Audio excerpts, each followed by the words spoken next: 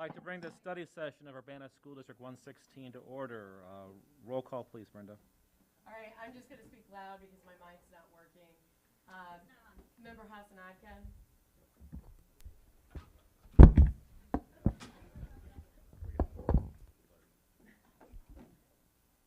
Member Hassanadka, are you here? Member Hall? Here. Member Orr? Here. Member Ogalski? Here. Member Carter is here. Vice President Exum? Here. And President Pulaski? Here. Are there any additions, corrections, or modifications to tonight's agenda? Thank you. Be it noted, all 7 board members are here. Any additions, corrections, or modifications to tonight's agenda? No.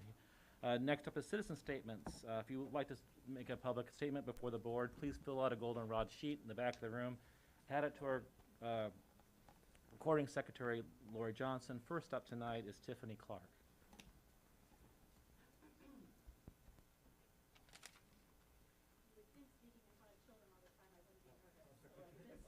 There you go.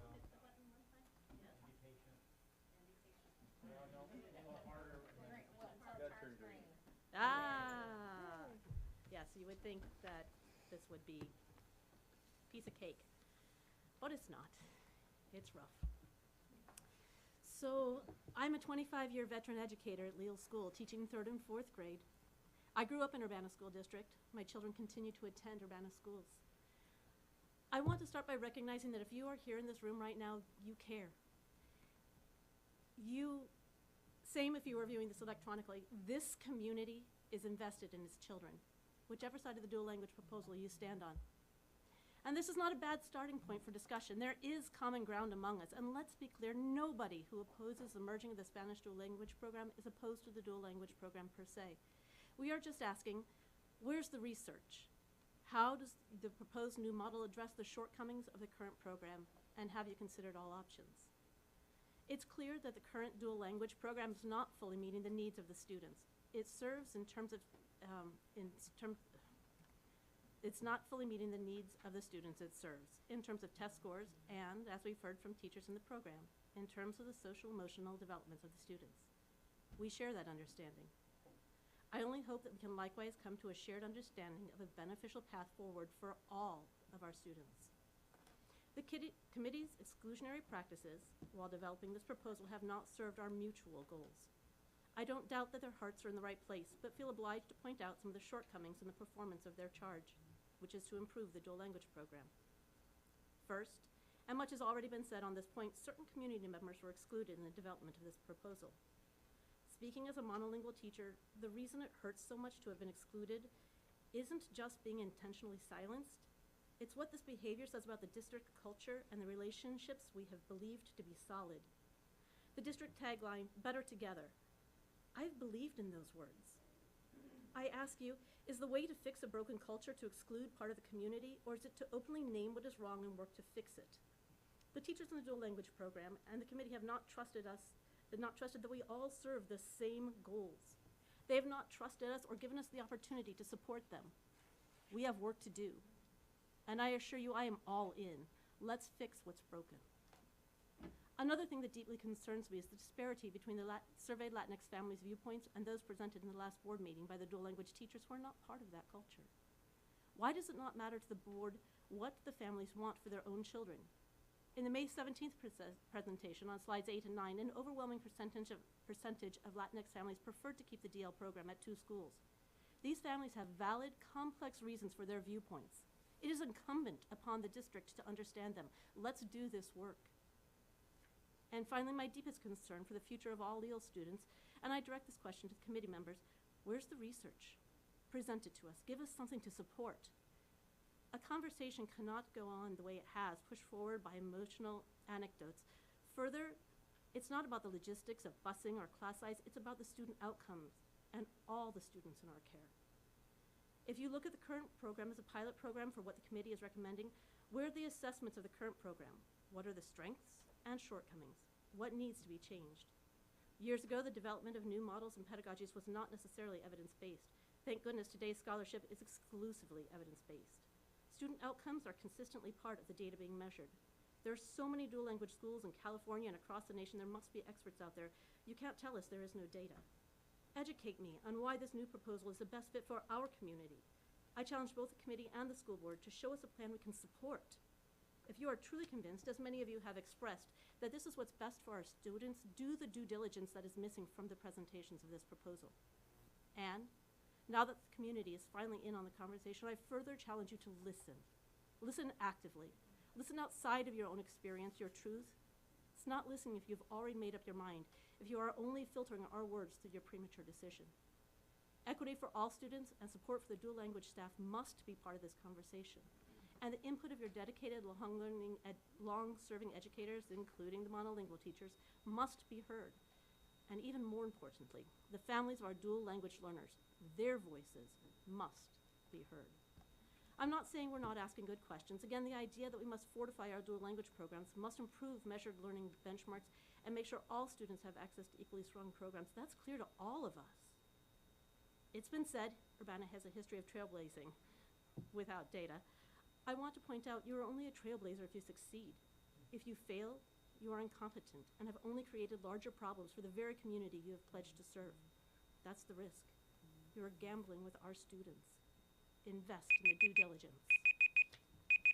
I got pretty good timing. Thank you. Thank you very much. Sorry, next up is Sarah Jansen.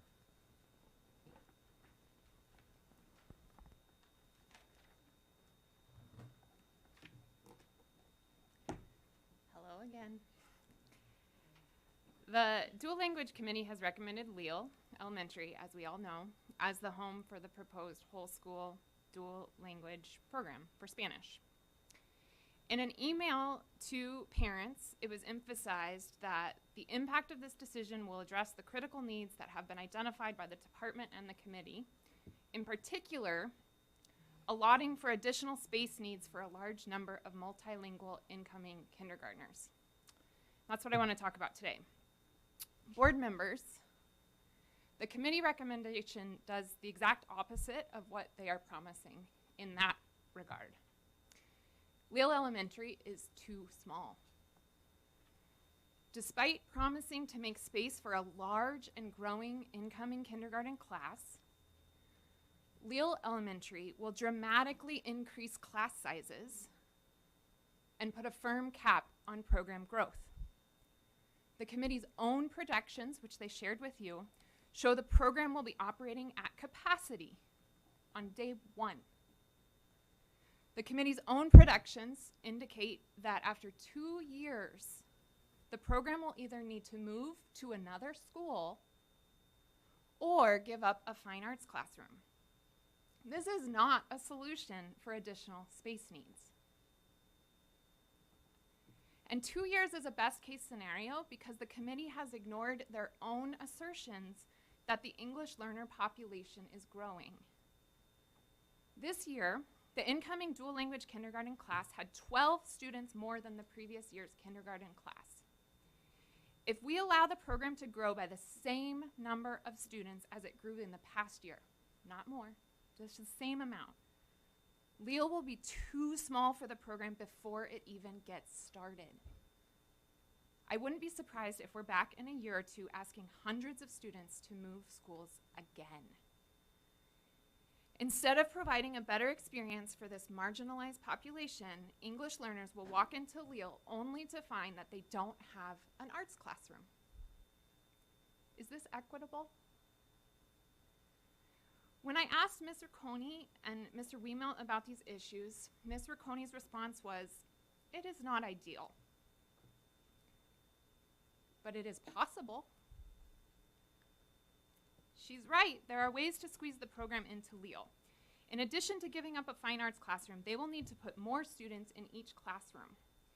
Today, dual language classrooms have 20 students on average in grades 2 through 5, which is approximately the same as the district average. Under the proposal, Spanish dual language class sizes in the same grades will average 27 students. That's 30% higher than the district average class size. Is that equitable? Will learning outcomes really be better? I'm really worried. The other way to reduce class sizes and limit program growth is to admit fewer families like mine who are not native English or native Spanish speakers. The program is already 58% Latino Hispanic. Admitting fewer English speakers is a slippery slope to a segregated school. A segregated school is not a bold or just solution to a non-inclusive environment. A bold solution begins by acknowledging, as the teacher just said, that we are better together, not apart. A bold solution is one in which we teach all students empathy and cultural competence, both inside a more inclusive dual language program and throughout the entire district. This is how we make the world a better place, a more equitable place. I understand that many of you have voiced that you will vote yes based on concerns about equity, and these are concerns that I truly share. My concern today is that a vote for the whole school model at Leal Elementary in particular will have unintended equity impacts that actually make the situation worse for English language learners. And perhaps that's why the majority of those same English language learner families voiced concerns about the proposal last spring when they were surveyed. Once again, I ask you to please listen to those surveys. Thank you once again for your time and consideration. Thank you, Ms. Jansen. Next up is Melissa Chopin.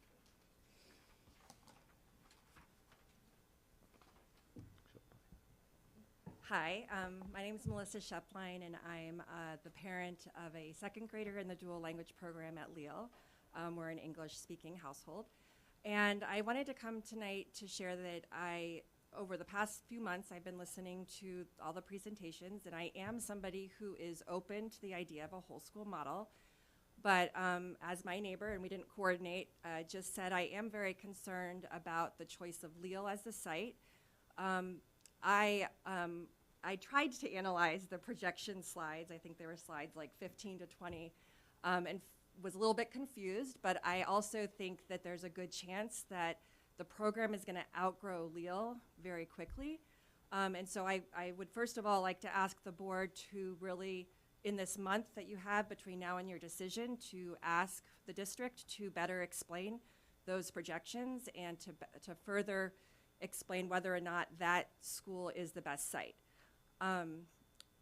I personally am open to the idea. I know it's an expensive idea and a pie in the sky idea perhaps, but I'm personally open to the idea of a new school being built. I know many of my neighbors are as well that are in the dual language program, and it seems that it may be time for a new school to be built on the north side of town and for children like my son to bus there to attend the dual language program. But again, I haven't really seen the district fully explore that idea and give the necessary information for the board to be able to really consider that. Although I see that you have something about the bond on the agenda for tonight, so I don't know if that's a part of that or not. But I do think that you might see the Urbana community rally behind this idea. We heard the dual language teachers speak passionately about how this community, the Latino community, would like to have a school of their own. What better sends that message than building a brand new school for those children, as well as English language families who have decided to participate in the program if they were fortunate with the lottery. That's the main thing I want to say. I will say that while I'm open to the whole school model, I have been disappointed in the lack of data. I understand that nationally it sounds like this is still an area that researchers are looking at, the whole school versus strand. I do feel that right now we have an opportunity with Chancellor Jones at the university, who seems very committed to partnering with our local community. I don't think that we see that all the time from chancellors, or we do and it's like feels like lip service, but I feel like he's very genuine. There's money behind this as well, and I guess I would encourage the district to really think about partnering with the College of Education and trying to really get some numbers behind this program. I think that it's a missed opportunity if we don't do that, and it kind of furthers that town and gown myth, and I think there's a real opportunity to partner here. I'm sure the district has partnered in the past with the university. I'm just encouraging it to happen again. I think that's all that I really want to say, but I think this is a real concern. I was a little concerned that a few board members seemed to almost have some satisfaction in the idea of dismantling Leal Elementary.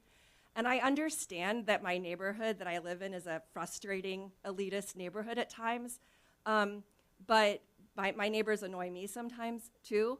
But we're here. We're part of Urbana. We've chosen the school district. And I do say choice because the families in my district are privileged enough to likely send their children to private school. And we want our kids to be in the Urbana school district. So I really would like to not have that community be totally alienated as sort of like, it feels like payback for something that happened a long time ago. And I don't know. I would rather that we try to work together. So thank you. Thank you very much. Next up is Joe Cohen, and if anybody else would like to make a statement before the board, the goldenrod forms in the back of the room can be filled out and handed to a recording secretary. All right. Well, thank you for the opportunity to sit before you all again. I do appreciate the time. And for those of you I emailed in the aftermath of last week's meeting and or a couple weeks ago meeting, and I appreciate those who took the time to respond. Paul, you were one of the people who responded, and I really appreciate it. And in it, you kind of outlined for me when I asked kind of whose job is it to think of a transition plan, because that was one of my big frustrations last time we sat here, that there was over 60 slides and there was one slide about a transition with no consultation or really kind of thought behind it. And so I asked Paul kind of whose job is it, because when we've asked the DL committee before, they have said that is not the charge of the DL committee. And Paul, I think you said it's the school board's job to put a goal in front of the administration, and it's the administration and central management office to kind of execute that goal. And so I sit here before you today because I'm trying to appeal to the board to make as a goal for school administrators to put forth a transition plan before you vote on anything. We are about to displace hundreds of kids. And while I have learned that the neighborhood schools are a privilege in Urbana, I would have not known that if we did not go through this process. I do believe continuity in elementary education should be a right for every student in Urbana school district. And I think that is something that the school district should prioritize. And if we are going to disrupt continuity in elementary education, especially for kids who've already had it disrupted by the COVID pandemic, I at least hope the board wants the administration to put forward a plan of how we're going to mitigate the risks associated with that transition. Non-routine school transitions are amongst our best predictors of depression and anxiety in youth, behavioral problems in youth. It slows math growth. It slows reading growth. This is comparable, the odds ratios are comparable to any interpersonal trauma somebody might experience. If we are going to be introducing this on the back of kids in the name because we think it's best for the community, I understand that. But board, please say it is a goal of yours that you are not going to vote for a plan until there's a transition plan that specifically addresses how you are going to mitigate those risks.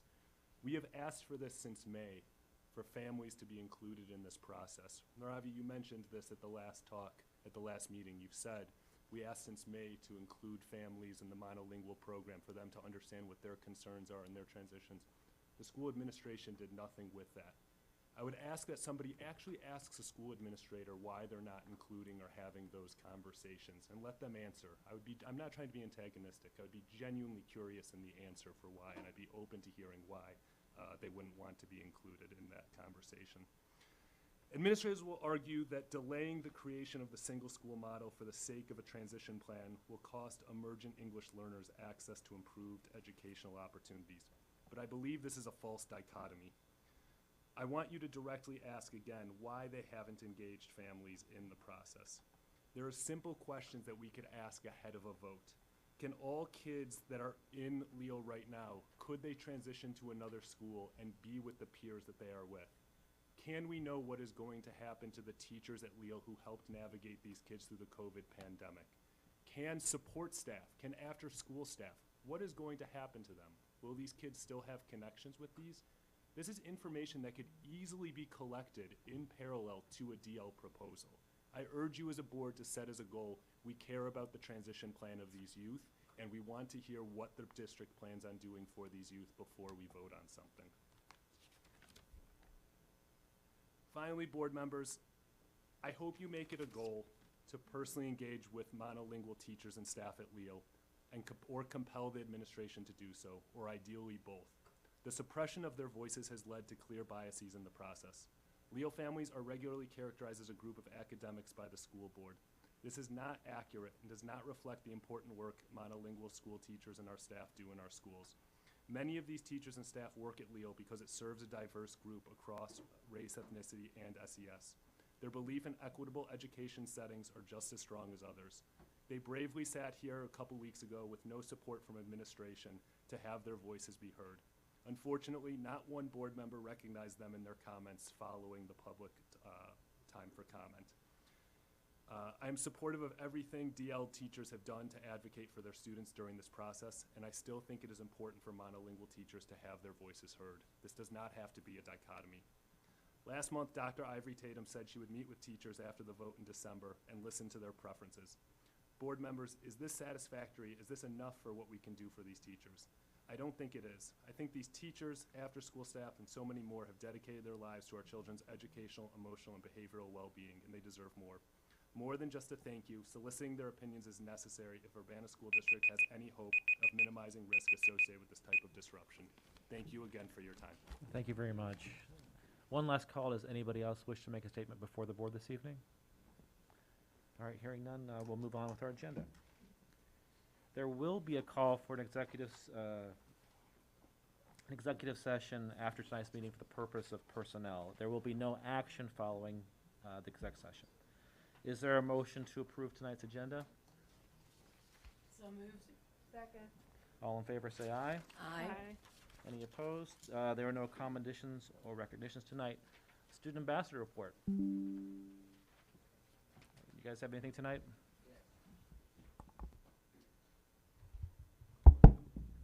Hi, board. It's good to be back. I don't have much for tonight, but just a shout out to all the females that tried out for girls basketball tonight. I look forward to a great season. Shout out to our marching band. We just ended our season with competitions. Our highlight was ranking first place in our class at our first competition, so it was a great experience. I'm continuing to work with students about problems with the school, and so yeah, that's all I had to report today. Thank you. Thank you very much, Parker. It's Parker. Michael, sorry, out of it tonight. Administrative reports. Up first is our 2022 Illinois School Report Card presentation. Kim. Good evening, everyone. Tonight I'll be sharing some highlights from our district report card, and these results were just released last Thursday, October 27th, and so I will show you a snippet of everything that is shared on our district report card. So first of all, some highlights for summative designation. 6 schools have been designated as commendable, and 2 improved from their previous status. Looking at overall academic growth, our overall ELA scores indicate that 38% of all students made growth. Furthermore, 44% of white students, 37% of black students, 32% of Hispanic students, 64% of Asian students, 31% of students with disabilities, and 34% of English learners made growth. And again, those percentiles were for English language arts. So that's broken down when you look at the IAR scores, Illinois Assessment of Readiness, by proficiency or growth. And so those statistics are based on student growth. In math, overall 40% of students made growth, 42% of white students, 35% of black students, 36% of Hispanic students, 80% of Asian students, 32% of students with disabilities, and 38% of English learners made growth in the area of mathematics. A new feature on the district report card is we are also able to see students that participated in AP assessments and the number that earned college credit, so we'll highlight that further in a bit. But last year, 214 students were enrolled in early college courses, and 48 were enrolled in dual credit. And again, student growth percentiles measure growth by comparing the year-to-year progress of a student to that of their academic peers throughout the state. Proficiency shows whether or not students have mastered a standard. In contrast, student growth recognizes progress toward and beyond the standard, no matter where students started initially. And looking at the next slide, you'll see the advanced placement college credit for freshmen, sophomore, juniors, and seniors. And you'll see the numbers for students taking one or more AP exams, students earning college credit, the total AP exams taken, and the total AP exams resulting in college credit. Let me look at my notes here.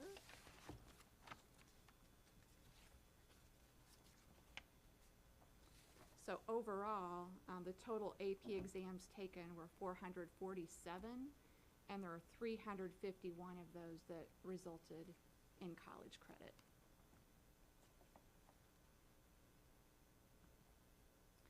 So looking at the summative designation for this year, and this was from last year's results, Urbana High School is designated as commendable.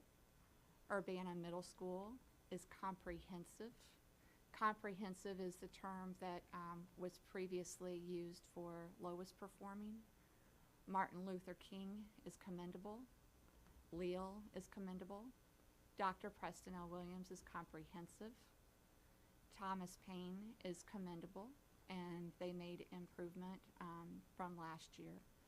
Yankee Ridge is commendable, and Wiley is commendable, and they made improvement from their previous designation of lowest performing. And just to highlight with the designation, schools that are identified comprehensive or targeted, we didn't have any schools that were targeted. Schools that are comprehensive have a 4-year cycle of improvement. So that's what we have utilized previously with our Empower grant. And so initially that first year is a planning year, followed by 3 years of implementation and leading to sustainability.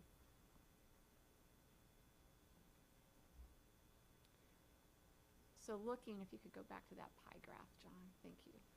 So looking at how, I know this is really small print, the gist of it overall is looking at elementary and middle school. Those designations are broken down by academic indicators and then school quality and student success. So what determines the academic indicators are ELA growth and proficiency, math growth and proficiency, science proficiency, English learners progress to proficiency, and overall growth is weighted more heavily than proficiency, where growth is 25% and proficiency accounts for 7.5%. And then school quality and student success indicators that contribute to that are chronic absenteeism, the climate survey, and for secondary, for the high school, Freshmen on Track is a portion of that as well. So chronic absenteeism, it's really important for us to target that, and we'll talk about that more in a little bit. But even time missed out of a single period accumulates when students are absent for multiple periods over time.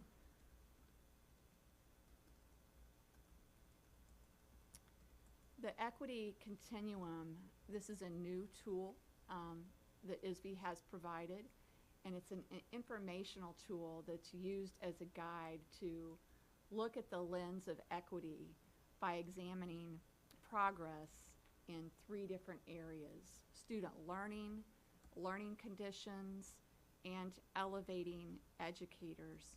So looking at student learning is making sure that we have rigorous goals in literacy and math and social emotional learning, but also that we are narrowing the opportunity gap and providing greater access for students that have been historically marginalized, and really making sure for learning conditions that we have a supportive environment, and stressing the importance of social emotional learning and mental health. We provide students with, for example, morning meeting, check-ins, zones of regulation, having support staff available outside of the classroom. Our teachers are important, and they support inside the classroom, but also those supports outside of, such as social workers, clinical professionals, student engagement advocates, are all key to success for our students. And then elevating our educators. So doing that work through a supportive environment for educators, such as our robust and comprehensive teacher mentoring and induction program, or professional development offerings that support the needs of each educator.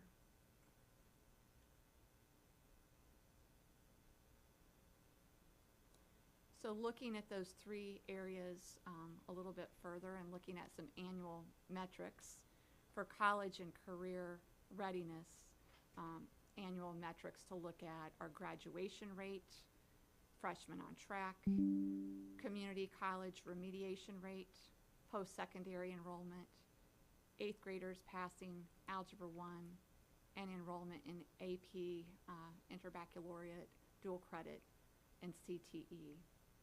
Looking at teacher workforce, the total number of teachers, teacher retention, teacher demographics, and the average teacher salary. And then learning conditions, growth, proficiency, the summative designation is all part, again, of that growth and proficiency.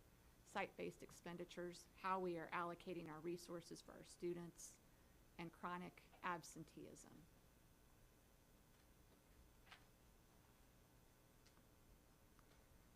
So next steps, again, it's really important that we address the chronic absenteeism, and looking at an educational campaign to really reach out to our families and our stakeholders, emphasizing the importance of attending each and every hour at school. We do have high impact tutoring, and 21st Century Splash will be offered as extended day.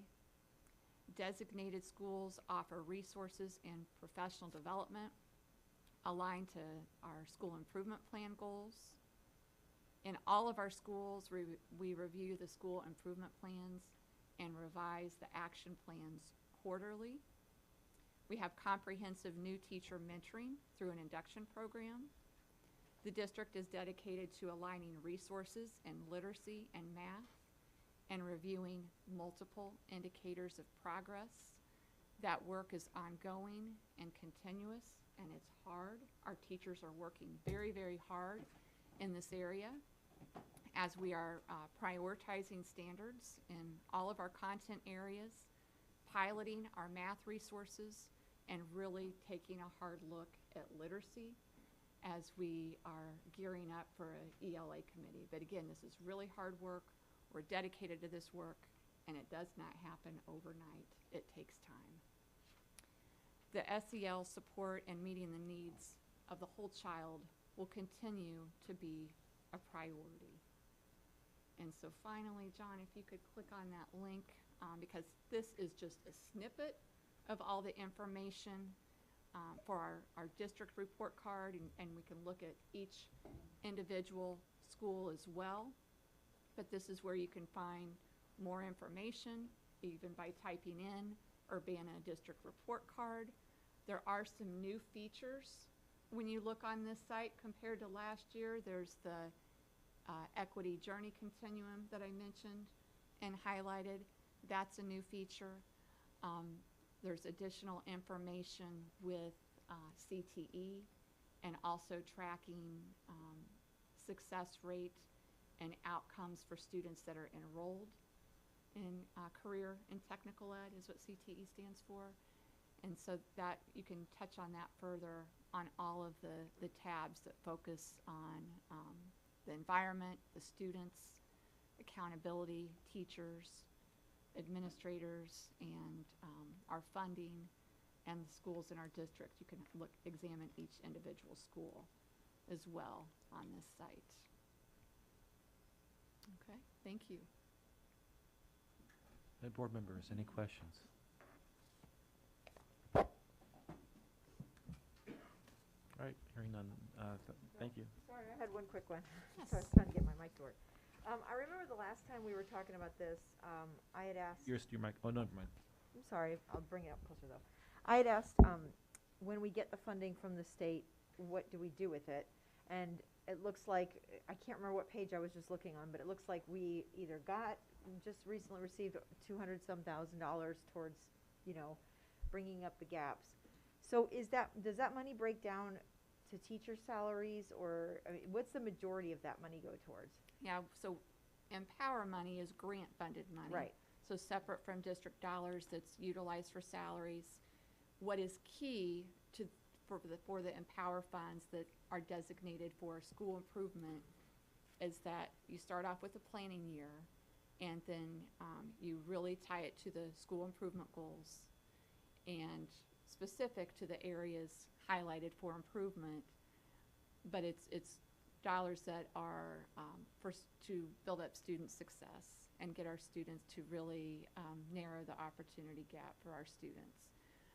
So it can be for resources, it can be for teacher professional development, but typically because the funding in the first year will be heavier and it will gradually lessen each year as you work towards sustainability. So it's typically not recommended that we have used it in the past for interventionists, but typically it's not recommended that you utilize it for human resources, but resources that will directly impact how students may benefit. Okay. Also filling any maybe curricular gaps or to differentiate further for our students. So built into that, since it is a 4-year program for some of these schools, are we able to see then, because yay for us that we've brought some schools up, but when we did bring them up, are we able to analyze what it was we were doing that worked that brought them up and how the dollars were spent for those schools so that we can continue doing something that's successful? That's a really good question. I think there's a lot of different pieces. Even when we look at our school report cards, what's hard, and we all know we're still coming back from things and it's going to take time, because even the past 2 years on our district report card schools, it was all impacted by COVID. And so that's very real that, and it says a lot for our schools that when we're able to rise above all of that and make growth, considering, where they were and where they are now. But we have to continue to have that momentum.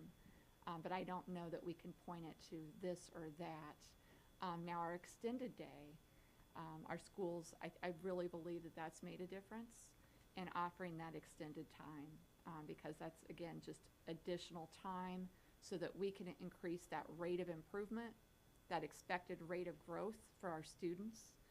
So that's definitely been helpful. That's probably one of, I would say our administrators and our teachers would say that would be a plus, in addition to everything they're doing in the classroom for students.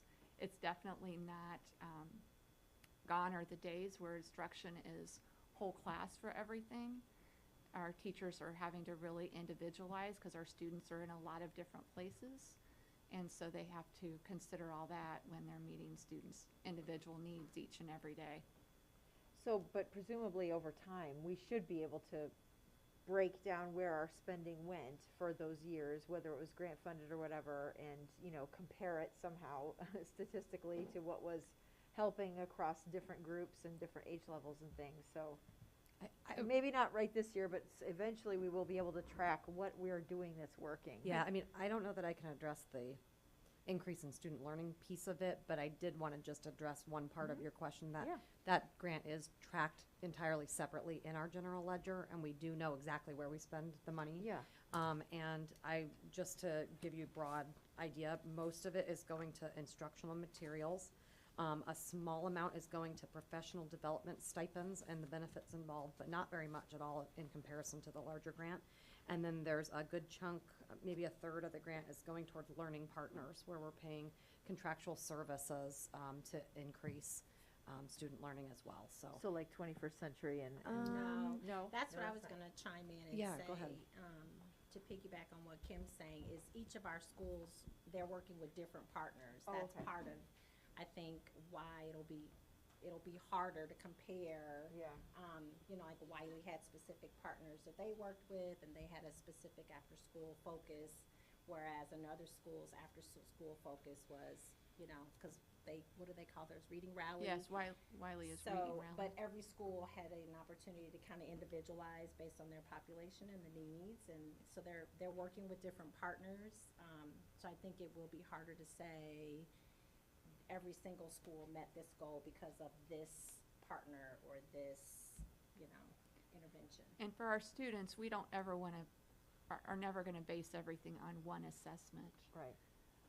But our kids, we know, need consistency and structure, and that's something that we are working diligently on, you know, examining our resources that we have in place, providing that structure and that consistency for our students. And by putting those kinds of things in place, you know, with our assessments, with the resources that we have in our schools, that'll be a significant investment that will maximize learning for students. And I mean, just to be clear, you've heard me many times before the board say, I'm still so happy that we are following an evidence-based model for our funding across the state. I'm just so grateful that we've adopted that years ago, and I'm glad that it's helping us. I mean, I always was sure it would anyway, but it would just be great over time to be able to concretely track it so that we know, yes, we're hitting the nail on the head in this area or with this approach or whatever, so that we can continue to keep.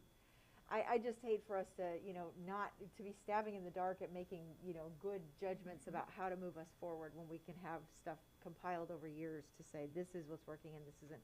Not necessarily for every school. I mean, and every school's administrator and teacher group will have something different to say, but I'd like to just see the data and know that what we're doing is working and how. But thank you for the presentation, and we're slowly ooching up, which is, it's depressing to see the numbers, but I'm glad that they're actually going up instead of going down, so at least we have that to celebrate. Thank you. Thank you. Go ahead, Robbie. I just have a couple comments / questions about the Illinois report card. So when you look at this on the website, the two tabs I wanted to raise attention to is the teachers tab and the administrators tab. So if you look at the salaries for the teachers in our district compared to the state, we're $10,000 to $15,000 less than the rest of the state. The entire 5 years we have listed here. The student to teacher ratio is also worse at the elementary level, 19-to-1 versus 17-to-1. Teacher retention is also worse than the rest of the state, and or state average, I should say, not rest of the state, the state average.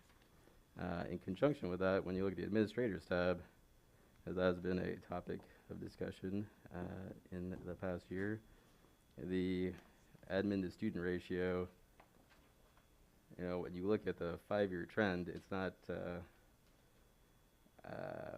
it's actually getting worse here than better.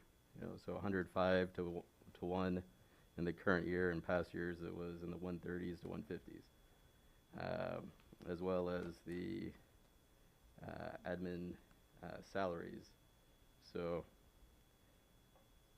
you know, I don't know if there's any description that we want to give this for the public as to why we have such a, what seemingly looks here, admin heavy district and teacher light district.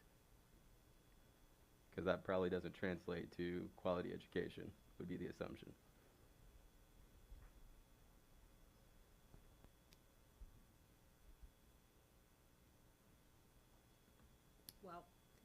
go for it.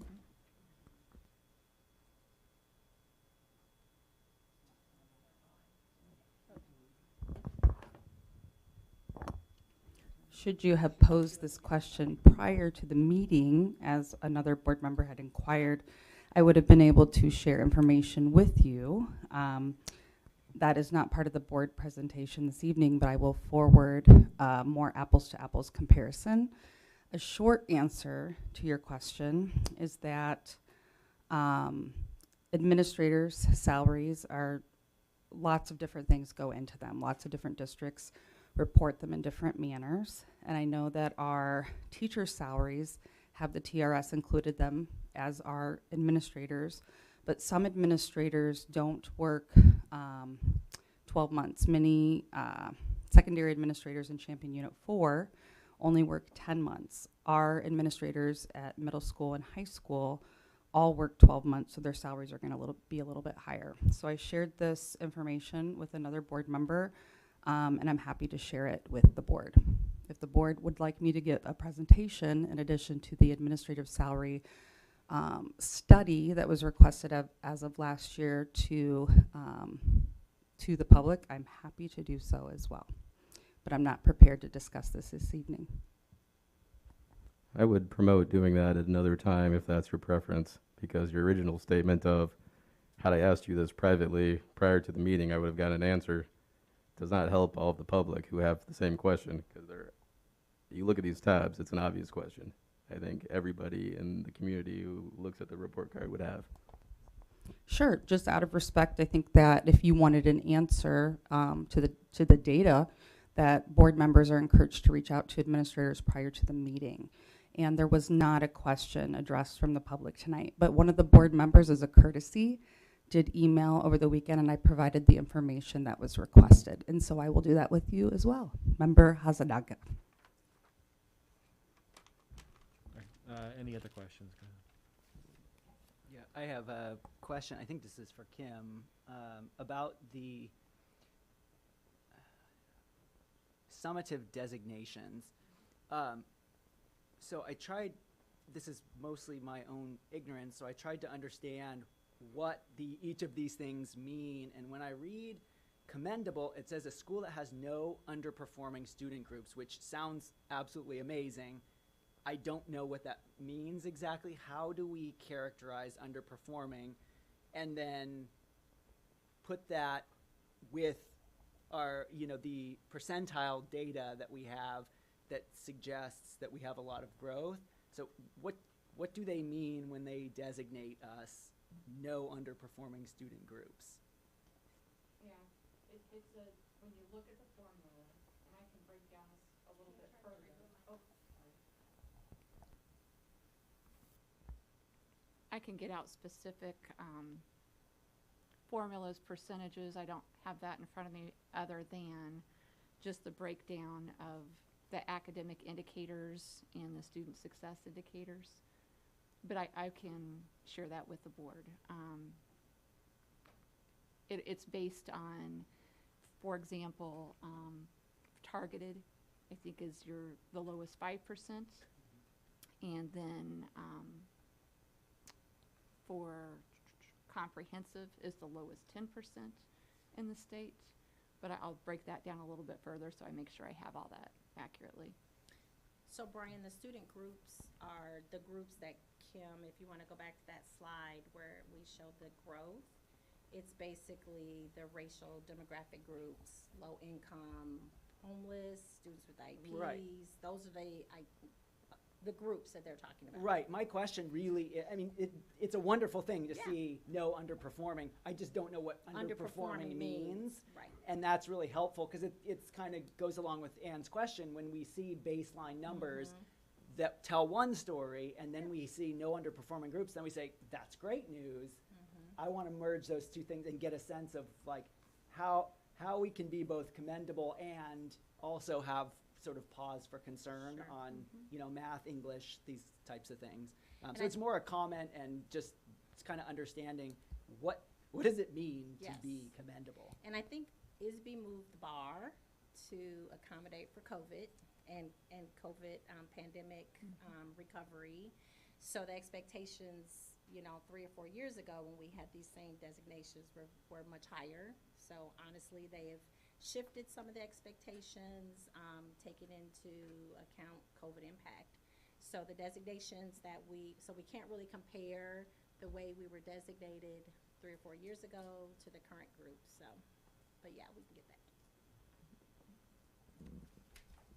Anyone else have a question tonight? No, thank you very much. Next up for our administrative reports is a discussion on tonight's board resolution. Okay, and I'm just gonna read this just to make sure I'm saying this in a more understandable way for the public and for people who may be watching and sitting in the audience today. Paul is gonna read a very legalistic, very legalese resolution, but basically tonight the resolution is a board announcement separating the board and the district from ABC Inc. If you've heard of ABC Inc., it was founded by our principal, Mr. Nance, who is the CEO.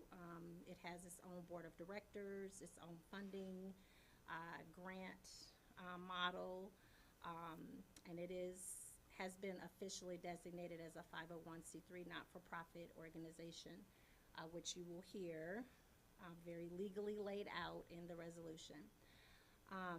Per the advice of our attorneys, this is something that, as a district and a board, we must legally do at this time to ensure that we are not financially or legally responsible for the ABC Inc.'s actions. Because they have their own board and they have their own funding systems, which are outside of district control, oftentimes not even under the purview of the district in any way. It's really important that we distance ourselves as a district, because if the board knows about the ABC Inc. but does nothing to separate ourselves at this time, if someone is doing business or associated with this group, if they're harmed financially or physically in any way, then they could reasonably assume, because of the confusion in the community right now of what is the 501c3 not-profit arm of ABC Inc. versus the anti-violence collective group that we've been talking about here at the board, out in the community, and lots of our community partner spaces. As a district initiative, there's a lot of confusion right now amongst our partners, amongst staff at the high school, and just people in the community around both of these entities. So the purpose of the resolution tonight is just to provide that clarification. The resolution will lay out a timeline of how we kind of arrived at this point. I've emailed our core partners, so they're aware that the resolution is being read tonight, and encouraging them to continue to work with the district. We have a lot. I'll share one of our positives tonight in my superintendent report, and I'm hearing back from partners today that they are wanting to continue to stand side by side with the district in our anti-violence efforts. I will also, following this discussion, I wanted this to happen first before we send a clarifying email as well to UHS staff, kind of explaining what the resolution means. So, and now Paul will read the resolution. This is going to take a while.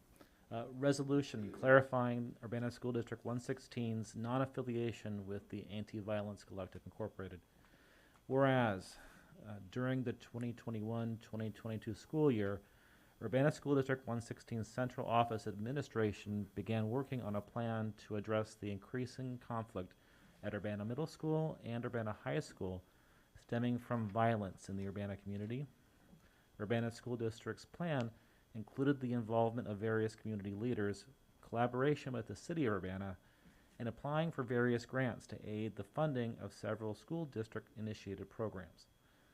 The Urbana School District plan, crafted in March 2022, was initially entitled and shared as Plan for You.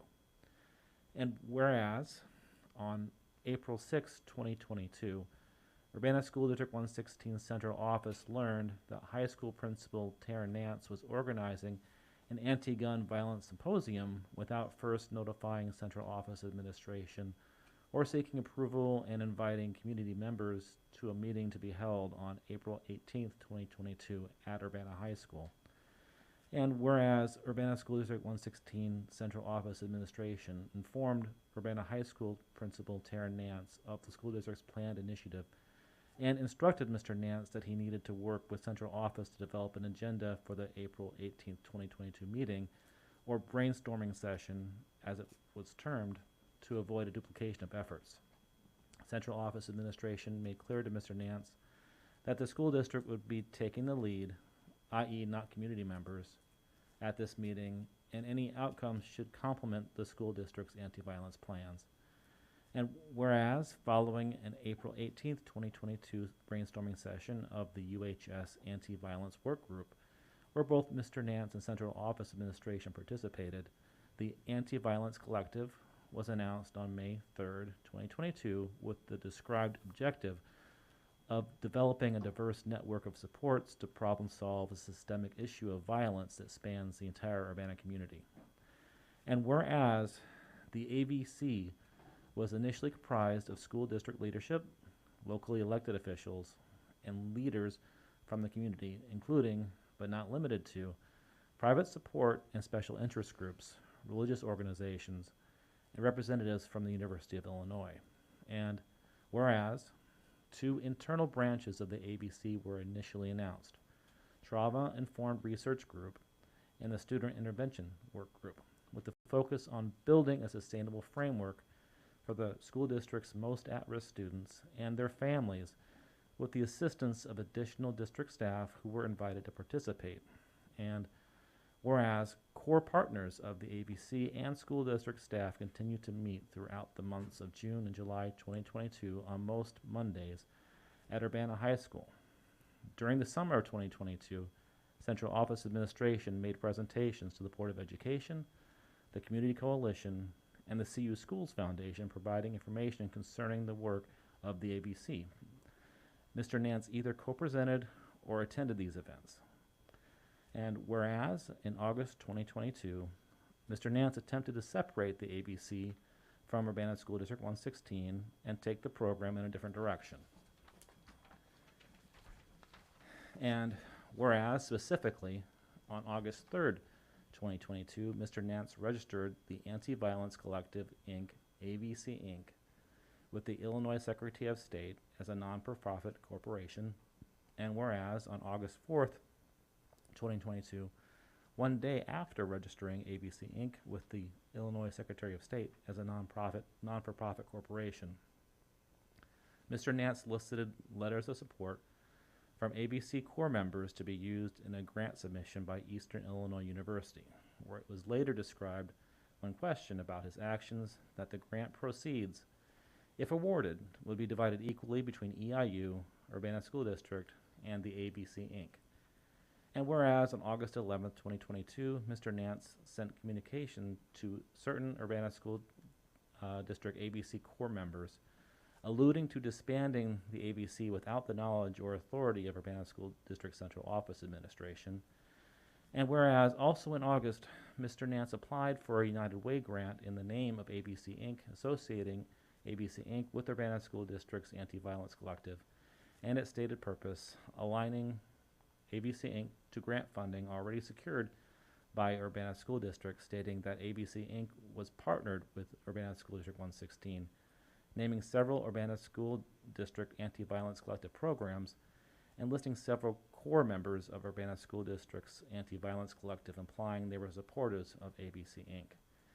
And whereas on October 19, 2022, Urbana School District 116 Central Office Administration instructed Mr. Nance, while he was free to operate a not-for-profit organization separate and apart from Urbana School District 116, he was to cease and desist from using the name of ABC or ABC Inc. in reference to his not-for-profit corporation, in that it was creating confusion in the Urbana community and among the Urbana School District Anti-Violence Collective core partners, volunteers, and supporters.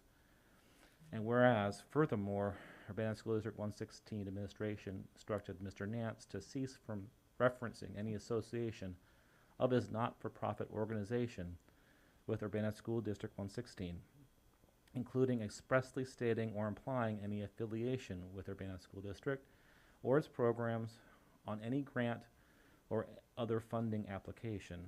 And whereas Urbana School District 116 Central Office Administration also instructed Mr. Nance to cease from utilizing school district resources or work time to promote his personal not-for-profit organization, and to cease and desist from utilizing school district resources to solicit assistance from staff or students, in that the school district does not make these same resources available to other outside not-for-profit organizations. And whereas on October 20th, 2022, Mr. Nance received this directive and indicated to Urbana School District 116 Central Office Administration that he understood the instructions. However, a series of subsequent social media communications and correspondence with Central Office Administration evidenced an intent to continue to reference his not-for-profit organization as ABC or as ABC Inc., further perpetrating confusion among the Urbana community over Urbana School District's 116 involvement or affiliation with ABC or ABC Inc. Whereas the Urbana School District 116 Board of Education believes it is necessary to publicly disavow any affiliation between Urbana School District 116 and the Anti-Violence Collective Inc., ABC Inc., to avoid confusion in the Urbana community and to avoid any legal liability on behalf of the and to avoid any legal liability on behalf of the board for the actions of ABC Inc., its board of directors, executive director, and Mr. Taryn Nance. Now, therefore, be it resolved as follows. Section 1.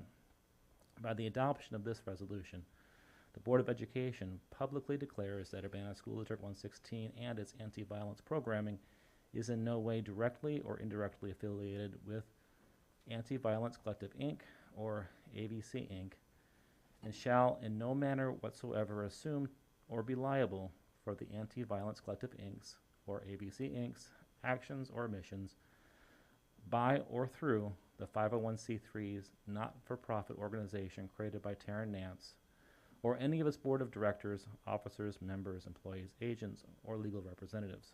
Section 2.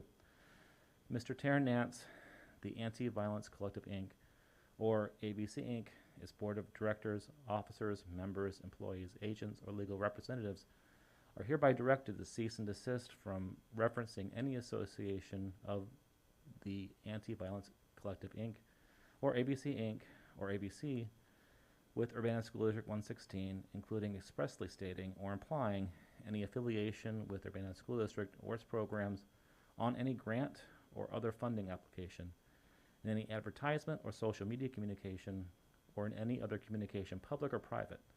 This also includes utilizing any school district images, logos, or names. Section 3. Mr. Taryn Nance is also directed to cease and desist from utilizing school district resources or work time to promote his not-for-profit organization, and to cease and desist from utilizing school district resources to solicit assistance from staff and students, in that the school district does not also make these same resources available to other outside not-for-profit organizations.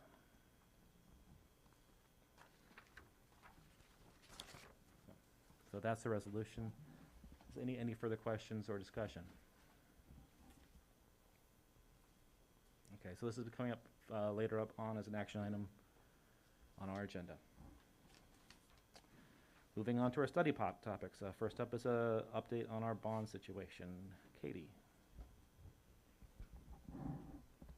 I'd like to welcome Ann from Stiefel. Stiefel's been our bond financial advisors for our bonds for many, many years, guided the district through many school renovation projects. And Ann is here to give an update to the full board that we covered, that I covered, I guess, at the last facilities committee meeting using a slightly older presentation that I received in March. So Ann updated those materials. I believe Brian said, oh, this would be great to bring to the full board at that meeting. And so here we are. And welcome, Ann, and thank you for coming. My pleasure. Good to see all of you again. everybody should have a paper copy of this in front of you as well. We're just going to focus on some of these pages, but please interrupt me. I want to make sure I'm answering the right questions for you. So if we go to slide 4 and start there, the slides 4, 5, and 6 are what we call your debt map. They are a summary of the school district's outstanding bonds that you have issued going all the way back to 2010 for all the different wonderful building projects that you have taken on in large part since you passed the school facilities sales tax. But some of them are backed by sales tax and some of them are backed by property taxes. So I will walk you through those differences and what it means to you. These slides, the takeaway on these 3 pages are the yellow highlighted rows, which represent the opportunity to refinance bonds on their quote call date. Bonds are not like mortgages. You can't just refinance at any time based on lower interest rates.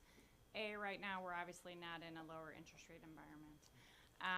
B, we can't just refinance anytime we want.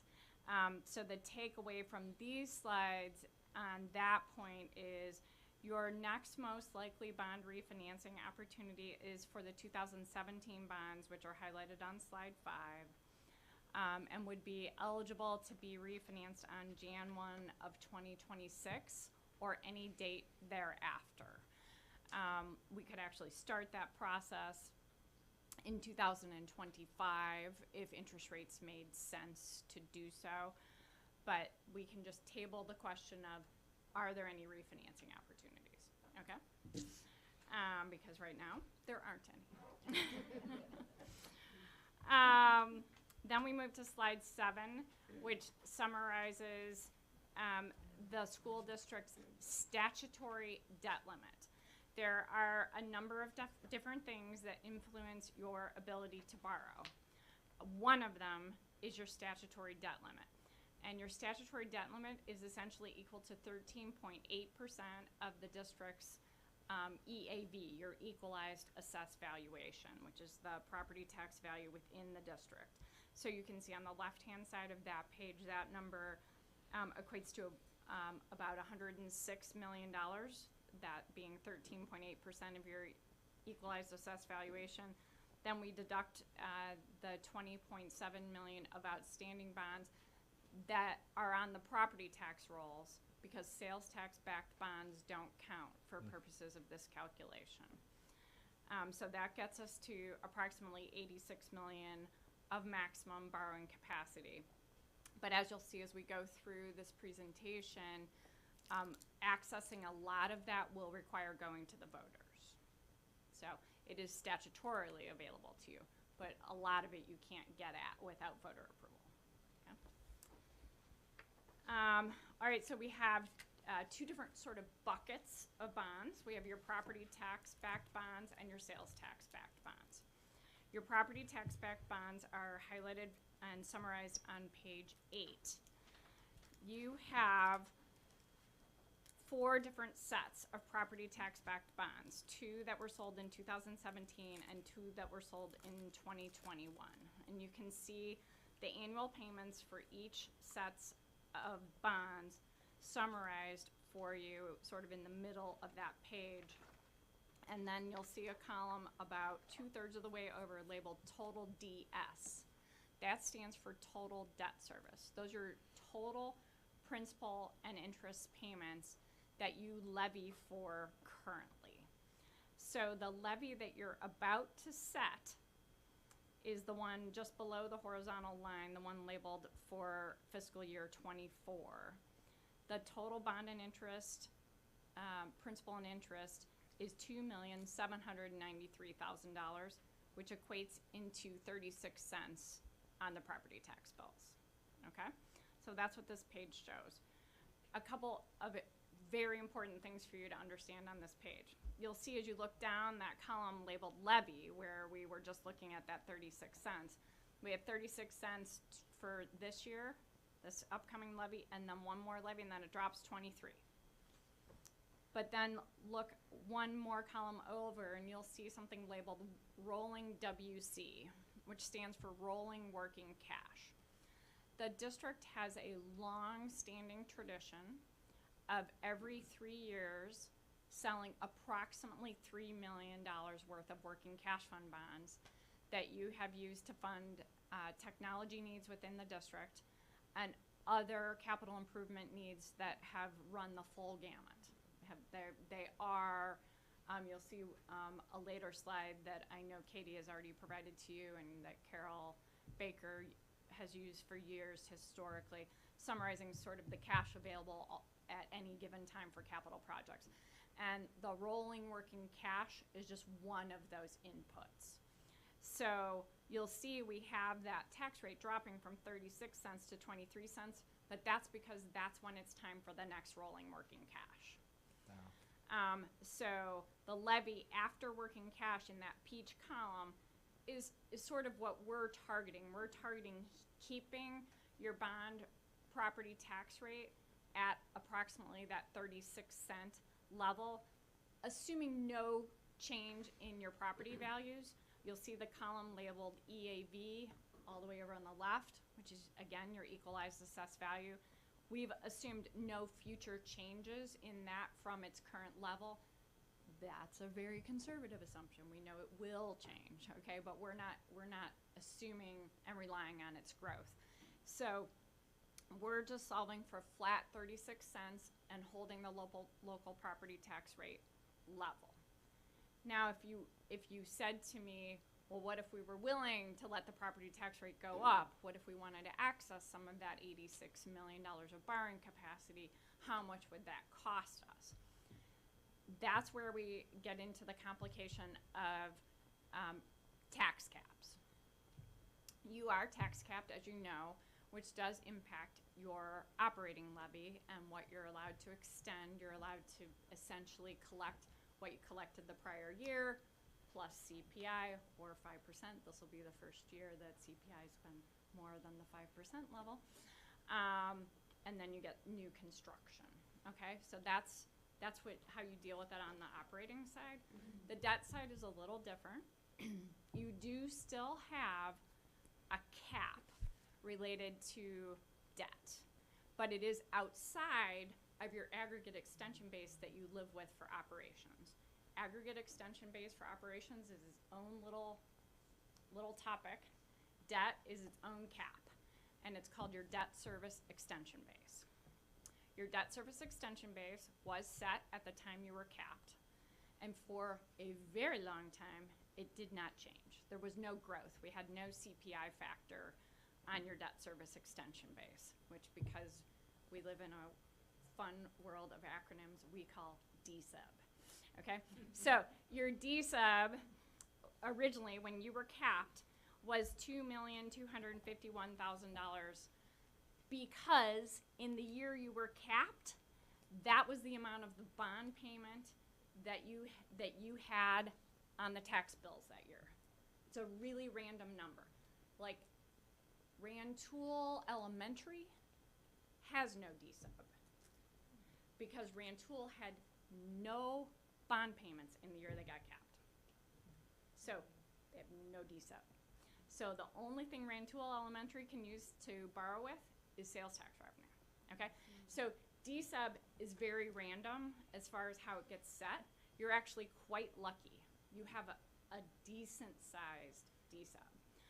What DSUB means to you in a practical sense is it's the maximum dollar amount that you can have on a bond payment without voter approval and levy for it. Sales tax bonds go totally aside because you don't levy for those on the property taxes, okay? But if you're levying for it and it doesn't have voter approval, you're capped at your DSUB, okay? We did finally get the law changed in '09 to allow CPI growth on DSUB. So you'll see down at the bottom of the page what has, if we go back to slide 8, sorry. On the bottom of the page, you can see what your DSUB started at $2.25 million, and we're up to almost $3 million now due to the CPI growth. So what all of this means to you is, on slide 9, that very far right column, available DSEB. I'm sorry, slide 8, back up, sorry. That very far right-hand column, available DSEB.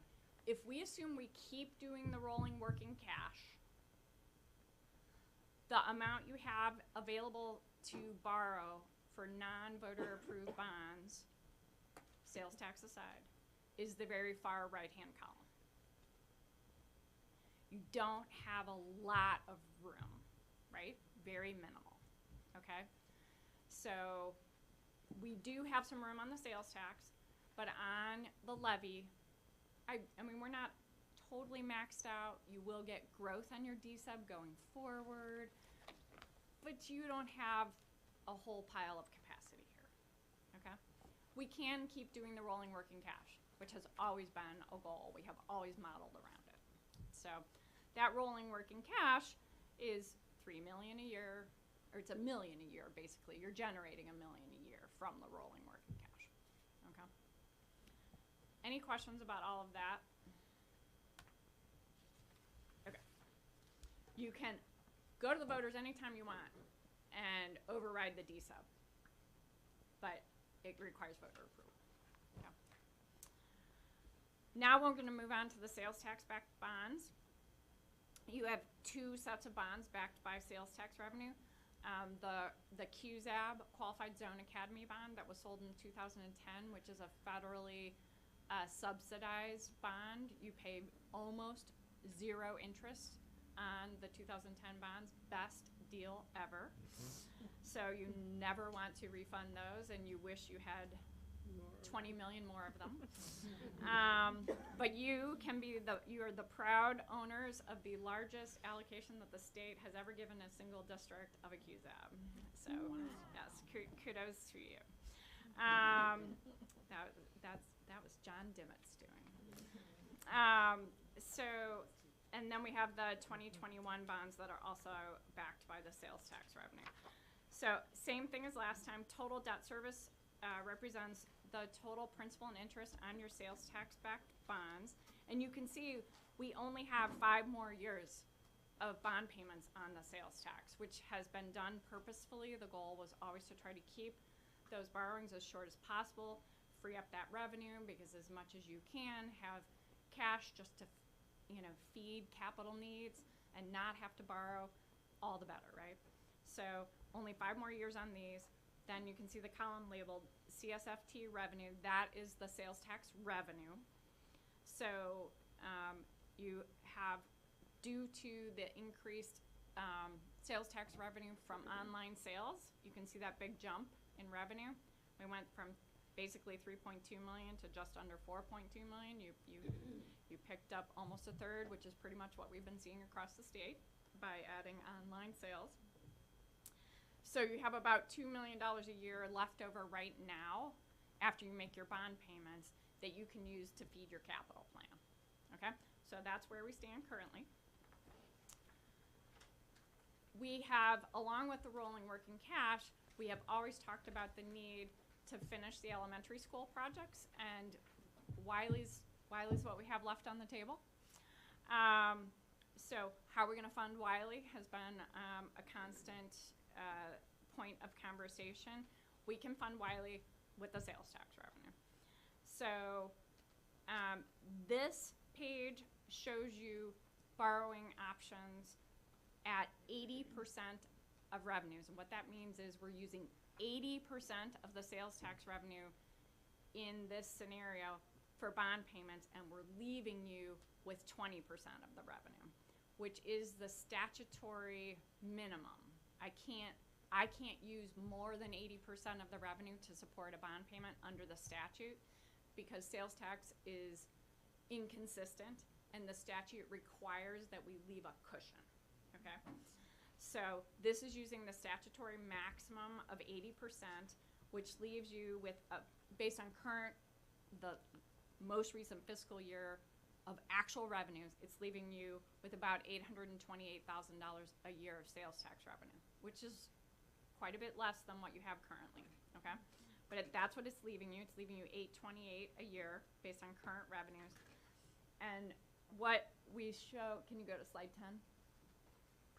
On slide 10, you can see I ran two different borrowing capacities for you here. One is on a 10-year payback and one is on a 15-year payback on the bottom of the page there.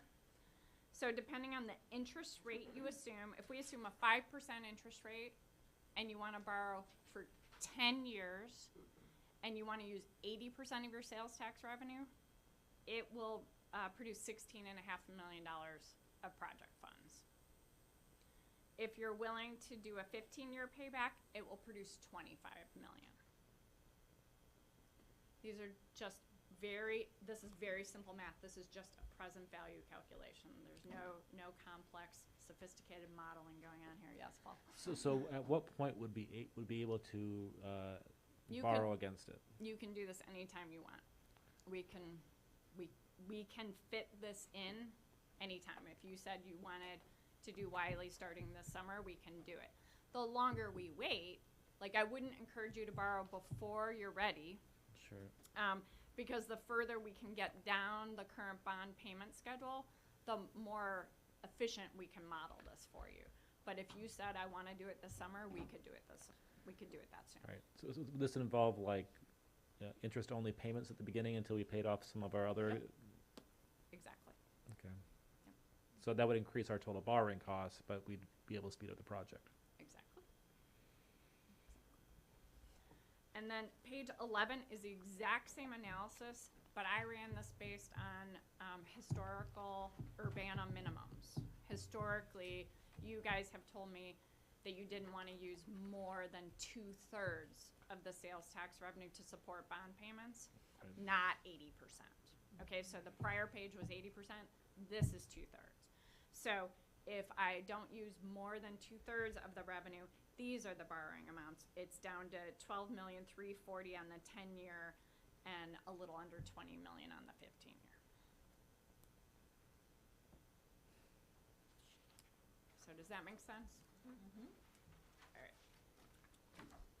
All right.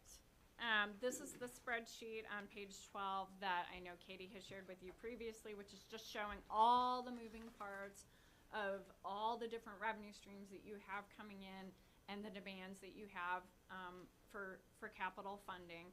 This includes the rolling working cash, other funds that you have allocated to capital projects, and finishing out Thomas Paine.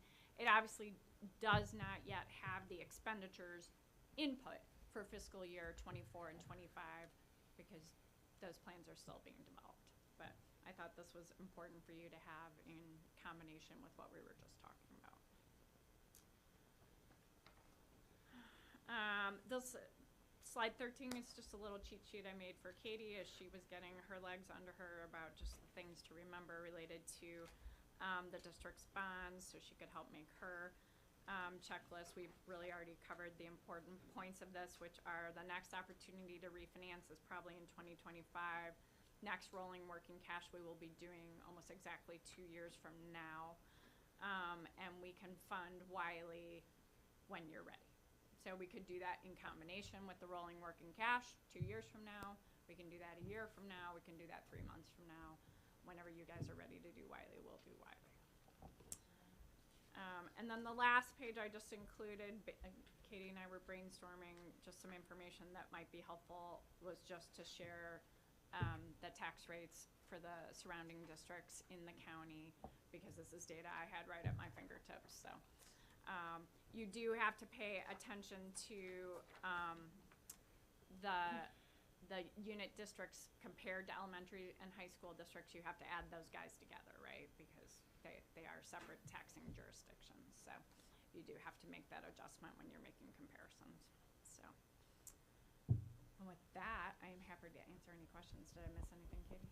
Well, Ann, I would just say you did a much better job than I did with Facilities Committee. So thank you for your thoroughness. And I do this for my job. it was really informative, and I was definitely following along. So thank you for coming tonight, for driving from St. Louis to be here with us, and to answer any questions that our board might have.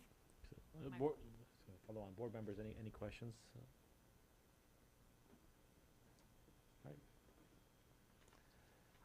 Thank you so much. This was a really, really useful presentation. I'm very glad we have this information. No problem. It's going to I mean, inform our decisions going forward. If there are specific scenarios you want to look at, like I personally don't have a sense of project cost for Wiley. I mean, if there's anything that Sure, you so- want to say, what would it look like if we want to do X? It's so easy for us to model. So just let Katie know what Sure, you want to see, sure. and I can get that. So I mean, Thomas Paine was about 18 million, 19. 19. Mhm. So that was, you know, so you can probably assume it'll be more. So it'll be 25, right? Yeah, well, right. and Wiley has asbestos abatement Yeah. to add onto it, so yeah, it's gonna be more like 25, probably. And do you have a sense of how much a new school costs to build in today's dollars? I mean, it obviously really depends. High schools are, Would be, say, an elementary yeah, school. yeah. High schools just terrify me. The elementary estimates that we are seeing are, I mean, I'm definitely not an architect, but just I sit through a lot of their presentations, so I can pretend like I'm one.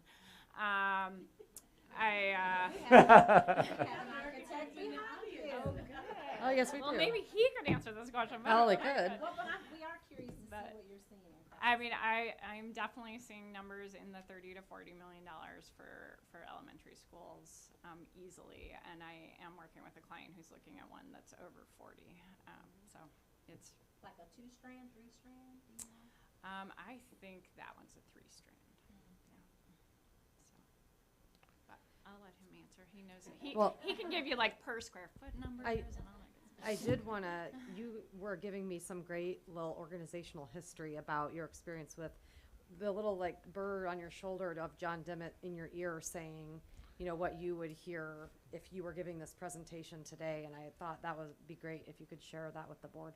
Yeah, well, I typically would show most districts borrowing options for 20-year paybacks. That's very common. A lot of districts have 20-year bonds. John would never stand for that. So I didn't even show you guys a 20-year borrowing option. I can, and it is clearly an option available to you, but you will see that I showed you 10 and 15 years because the goal was always, as I said, it's an admirable goal to keep the debt as short as possible so you just free up your cash, right? I mean, that's what we all wish we had in our mortgage. So if you came to me and said we need 25 million to do Wiley, the only way I'm going to get you 25 million is to extend the payback or use more than 2/3. So I'm going to show you a scenario and I'm going to say, well, that takes 18 years. Right. Or you're going to have to use some cash, or we're going to have to use some of our rolling working cash, or we can look at options like that. But I showed you the shorter repayments just because historically that has been the goals of the board.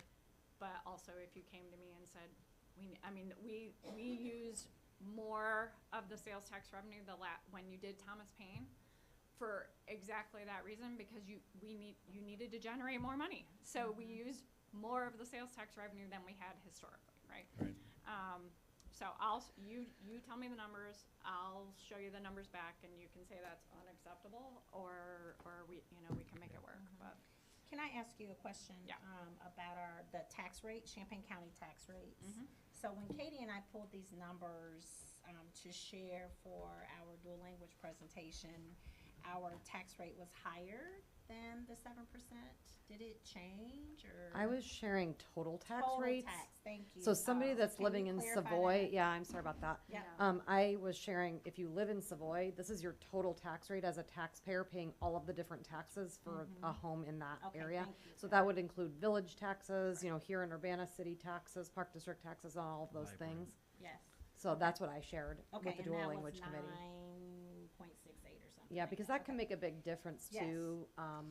Just because even though these school district tax rates, then these other taxing districts may fill that in a little bit because they know Sure. they can amongst, to keep citizens in their towns and stuff.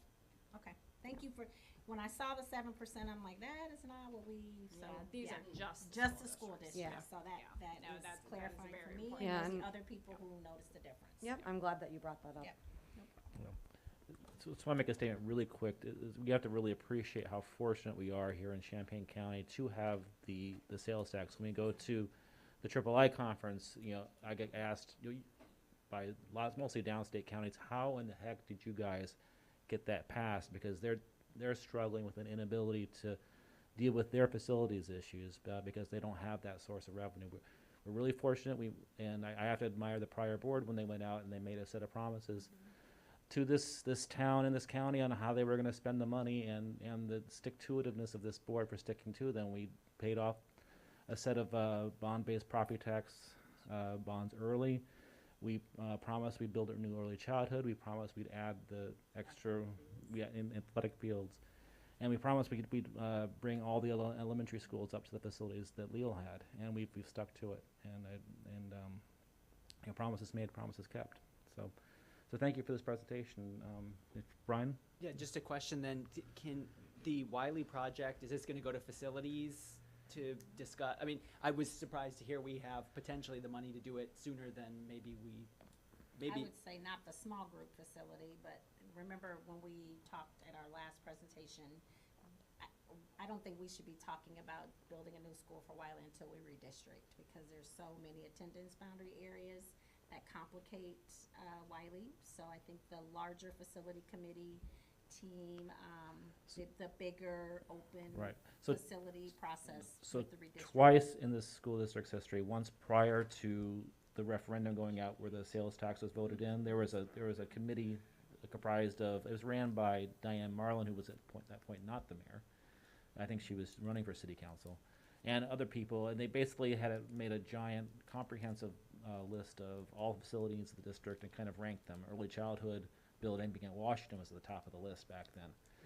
And then about 6 years ago, we had a smaller version of that where we kind of went through the other existing needs of the district and tried to prioritize what was left. And that committee has said basically number one is to fulfill our commitments that we made in the prior committee, and then start looking at needs for our middle school, high school campus. And now that we've acquired the buildings on the northern part of that middle school, high school campus, we should start looking at safety needs and other things there, as well as trying to find a new home for central office.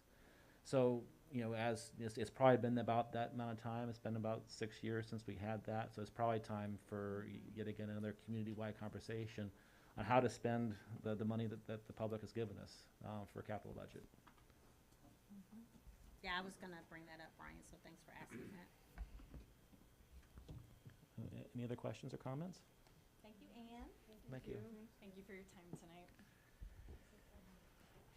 Our next study topic is the UHS band room expansion.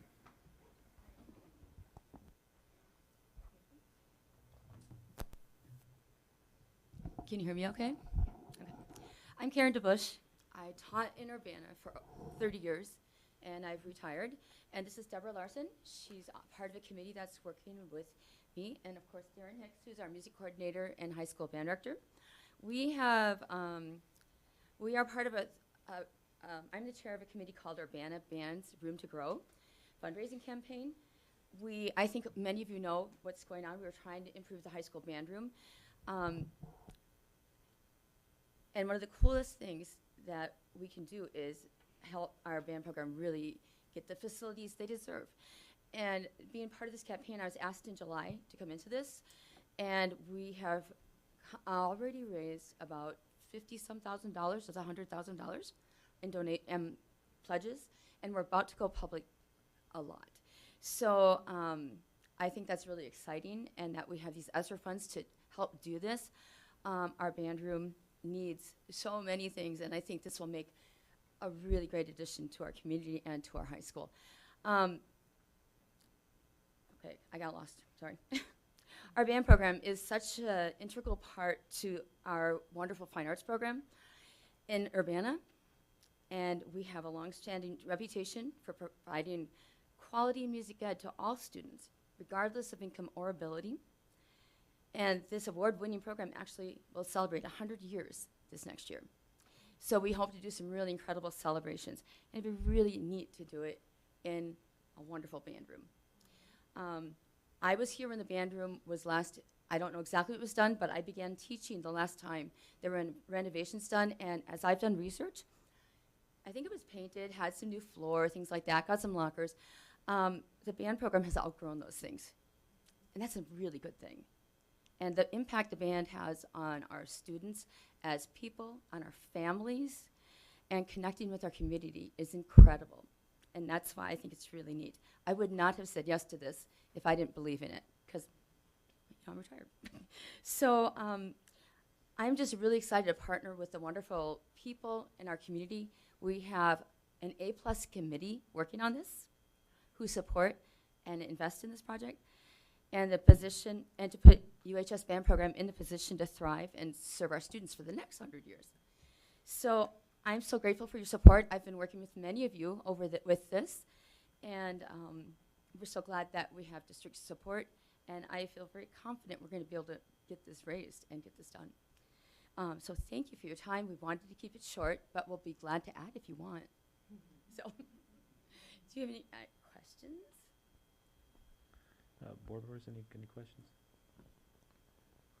I'm just curious, you said you've raised about 50,000 at this point? We have. And those are commitments. just have been kind of like word of mouth, and then you're about ready to go public. We So have, what does yes. that look like? We've had a very quiet phase where we really haven't said things to people. We started out doing cold calls, and that was really hard, actually. But as we've gotten some people, we've gotten some really significant donations. And as I've talked to alumni, they're very supportive, and yes, let me know as soon as it goes public. So I really think we're going to be able to do this. I really want us to be able to do this. I'm going to cheerlead it like crazy, as will our committee. So.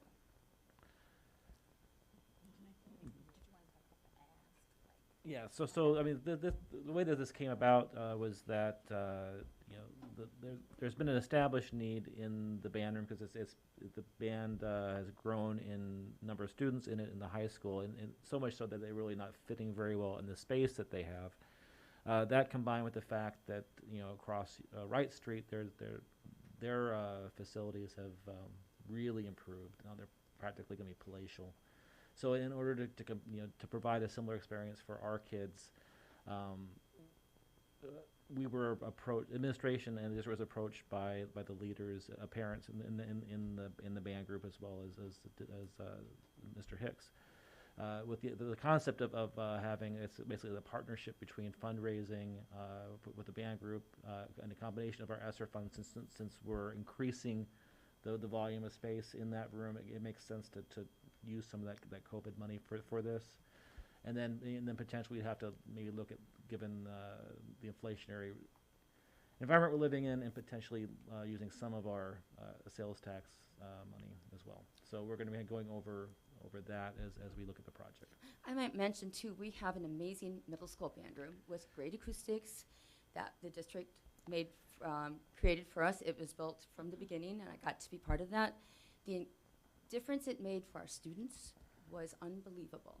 And I think that's really important. Our high school kids go to the high school and go, oh, they had a better band room in middle school, and that really shouldn't be the case.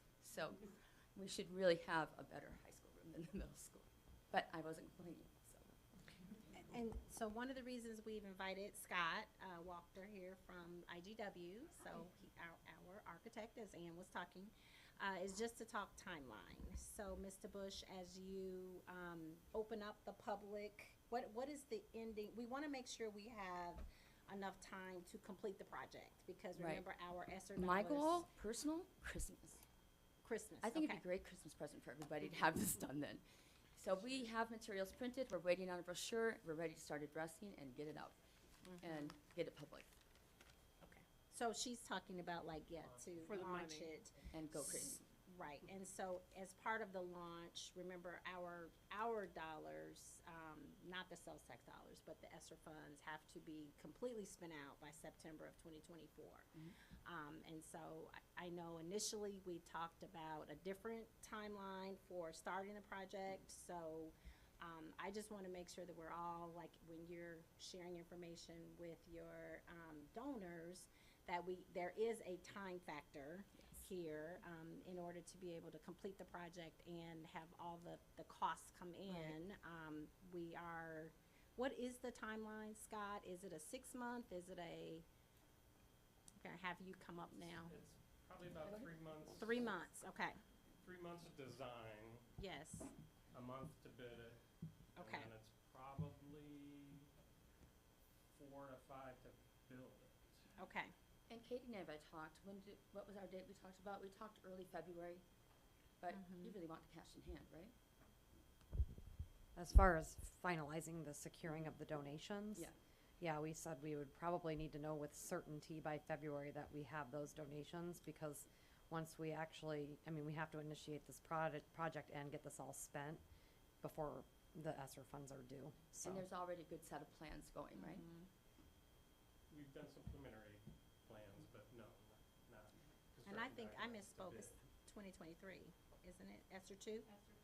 2023, so I said 2024, that's wrong, it's Right, but- 2023, It's fast. yep, By this coming September, then. yes. Yeah, but This, we may be able to work with Tanya, though, to, you know, with ESSER 3 and ESSER 2, so that would be an internal discussion, but if it is budgeted in ESSER 2, that is 2023. 2023. And originally, we had talked about, when we were gonna do this last year, a March kind of would be a time where we would actually be able to be in the ground and doing things. And that Yeah, is we could- realistic. We could start with the addition, and then by summer, then we'd be ready to do Do the out, remodeling okay. piece. Okay. And then with COVID and delivery chains and things like that, is that still a reasonable timeline? It's a big challenge still. You know, doors are months Mhm. out, and as Randy knows very well with our recent remodelings. Mhm. Yeah, it's still quite a challenge. We hope it's gonna improve here, you know, as the year Soon. goes on, but Okay. still a challenge. Well, I just wanted to put that conversation out into the space, you know, as you're reaching out to people that it is a time-sensitive project. Right. So we don't have 2 or 3 years. Nope. We are kind of bounded by the $200,000 that we've allocated in our grants to, Right. Katie and I to talked quite a provide bit the about that. project. Okay. Yeah, 'cause Well, I we- just wanted to say publicly, I know you I know know. Right. Mr. Bush, but I wanted to make sure all the people watching, and who you're Got it, going to yeah. talk to also know that. We've had a lot of conversations about pledges, because I said, well, pledges, you know, we have to pay bills, so we can't, you know, pay a bill and then wait for a pledge, because we don't have the cash flow to fund This that. has been a learning experience. It really Yeah. has, Mhm. on all of our levels, so. Yeah, so the timeline is an issue, I think. Okay. But we will do our darndest to get this done. So when do you think a preliminary design would be ready for us to review at the board level? Well, we have the preliminary one that we, Right. Okay. It's still, I mean, I guess when will construction documents be ready for us to approve before bid? that total is about 3 months from the Okay. design. ready So- for bid, So February-ish, March-ish? depending on when we start. because we could just start the design, I mean, if the board is saying we're still committed to this project, which I feel like everyone here is in agreement that we are committed to moving forward, which is why we invited Mr. Bush and the boosters to come tonight. I think we should start actually going back and looking at our design and probably start doing that work now. if And you'll be you working with are- band directors on that? yeah? Yes, oh, absolutely, yes. Yeah. Oh, I'm just yeah. checking, because Yeah. Yeah, they would be involved, but I just, and Scott, you have time to do that right now? Oh, yeah, Okay, definitely. so I'm not seeing any opposition, so, okay. awesome. Yeah, and I think, just so that's really clear too, I guess I want to clarify that the funding sources have maybe changed since the initial discussion. It was just going to be ESSER and donations. But with the growth in the project scope, but also the costs of the project in general due to the inflation and things we're experiencing in materials, that the district is also going to commit to expending additional sales tax dollars to cover the gap. Right, that's what, yeah. And I think you said that, Paul, but the fundraising goal for the committee is 150,000, is that right? I think 100, 100. Okay, sorry, 100, yeah. it's 100. which we think is very doable, because we Yeah. got over 50 already. Yeah. Yep. Well, the more the merrier. But, you know, we do have the 200 for ESSER, 100 for donations, but I think even the preliminary estimates were over 600. So, you know, there's gonna be a substantial contribution in those sales tax dollars too. So I just wanted the district the board members, to be aware of that. But we also received, and one of the reasons I think that we were agreeable, We received about $1 million more in sales tax dollars last year than we anticipated and budgeted. And that Ann alluded to that as well, due to those online sales being captured now, which the district wasn't anticipating. So we felt comfortable being able to commit to that additional gap. And we're really excited that that was able to happen, because it makes this very doable. Absolutely. And so seeing a lot of head nodding, we'll be reaching out to you, Scott and Darren, to get everyone together to go back to the design that we haven't really looked at since, what, June-ish maybe, or even earlier than that, probably. We met in January. January. Yeah, So it was going cold. back to that January design and making it more real. Okay. That's exciting. Thank you. Thank you. All right, thank you, everybody. It's great to see you again, too. Great to see you. Did you Thank guys know you. Katie was a student? Okay, our last study topic tonight is Sola Gratia Farm, Fiona Monroe and Sheena Grady. Segrady, sorry. Segady. I can't.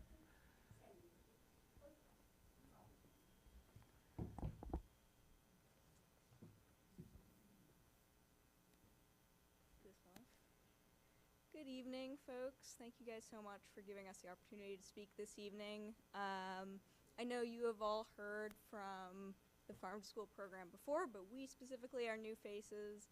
My name is Fiona Monroe. I am the Outreach and Education Coordinator for Sola Gratia Farm. I'm also an alumna of the Urbana School District 116 system, so this is a cause and a place that is very near and dear to my heart. And with me today is Sheena Segadi, who is the newly hired Farm to School Coordinator for USD 116, and she'll introduce herself a bit more thoroughly a little bit further in the presentation.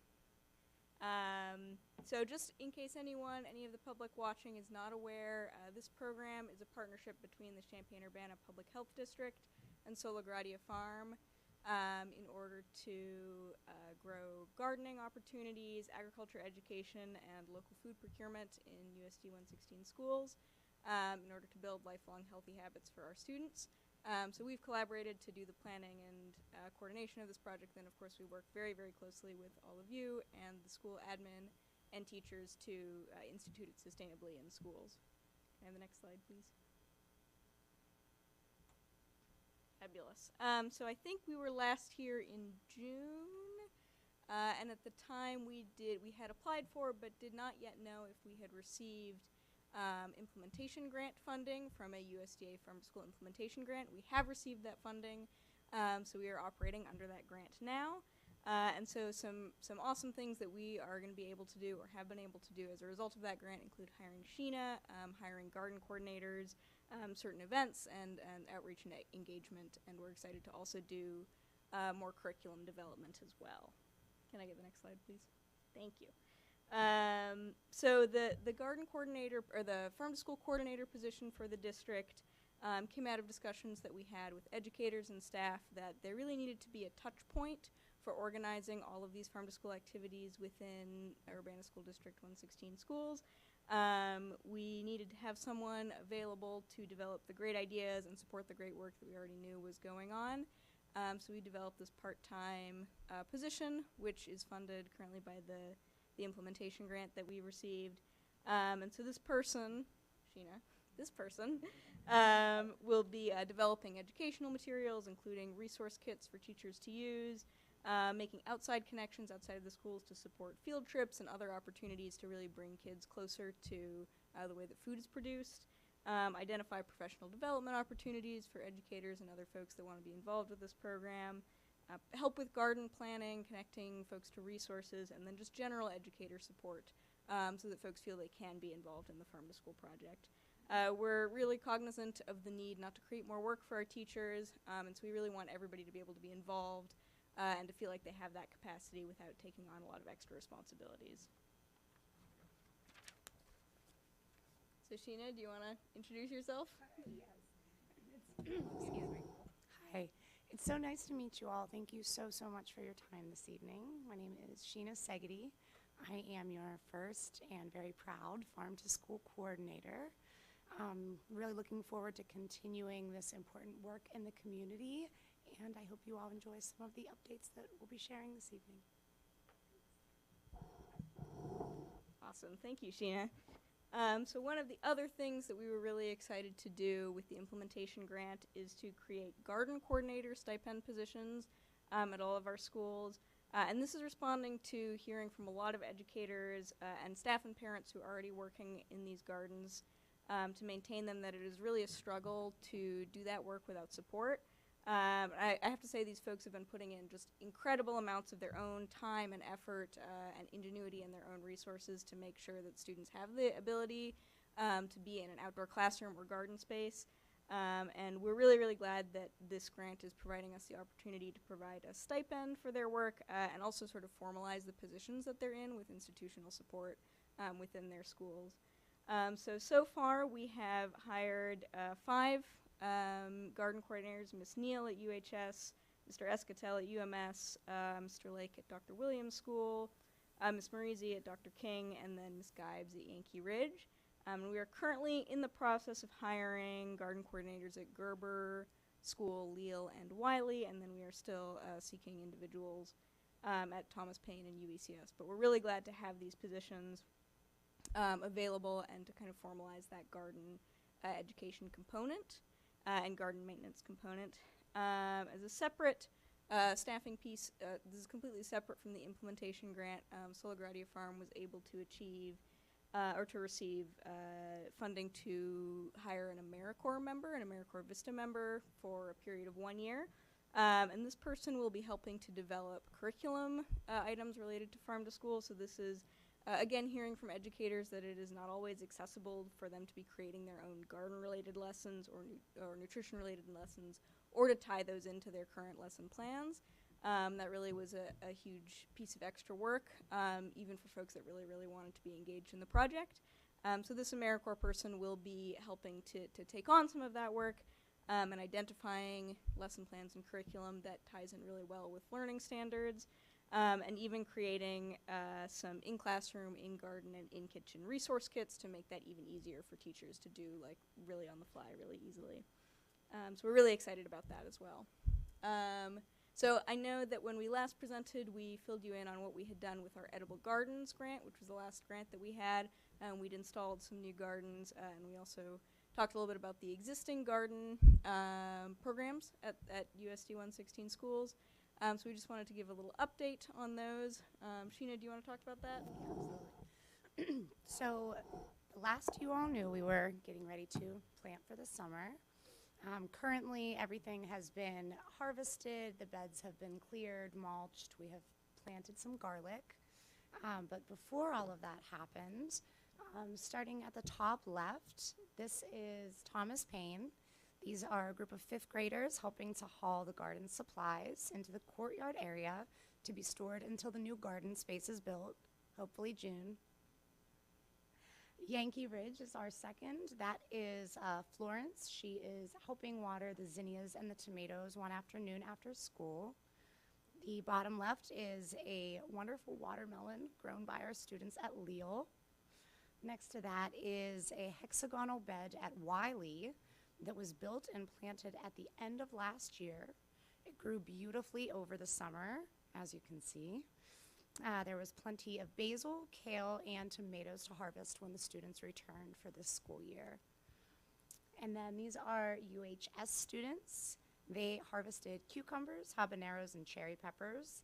They then requested to prepare a spicy chicken with homemade pickles. They prepared Nashville hot chicken wings and quick refrigerator pickles. The students really, really loved getting to harvest their own produce and choosing their own recipe. It made a huge impact with them. And these opportunities were all made possible by Cheyenne Warman Neal, our culinary arts educator. And then the final photograph is Dr. King, and that is a bed of okra with cucumbers that have been harvested as well. We really do want to just say how grateful we are to all of our educators and our parent volunteers who have been dedicating all of this time and effort to make sure that these opportunities are available for our students. And we hope to continue to support them and provide district-wide sustainability initiatives. So on to some of the outreach that we've been able to do. This past August, at the beginning of the school year, we were able to attend back-to-school events at these 7 schools. That was a great opportunity just for us to connect with parents and teachers and students as they were returning to school and kind of checking the place out, talk about some of the programming we're working on in the garden spaces. So that was just a really great opportunity for us to make some connections. And then another event that we just got to do this past October, just a few weeks ago here, for the second time, was the Great Apple Crunch. So this is an annual event. It's a nationwide event to encourage kids to kind of get connected with the season and their food by procuring local apples in October for students to all crunch into on the same day. So we purchased apples from Wine Zero Fruit, and we're able to share those with students, as well as some apple and farm to school related activities to kind of connect it in with curriculum. So last year we did this with 40 classrooms at 6 schools. It was a little bit more than 800 students, teachers, and staff that were involved. Our goal for this year was to double that, and we did achieve that doubled impact. So we were able to reach 85 classrooms in 7 schools. Which totaled over 1,700 students, teachers, and staff, which was really, really awesome. We were glad to be able to do that. And I also want to shout out Arbor Food Management and especially Jonathan Schmidt, who we worked with to procure not local but regional Michigan apples at the UMS and UHS cafeteria. So they also got to a little bit join in the festivities on the Great Apple Crunch Day. So that was really, really exciting. We did not want to leave you out of the festivities, so I have brought some apples, which Sheena will bring around. These are local Winecrisp apples, also from Wine Zero Fruit. I would love to do a brief crunch with you, if you're all up for it.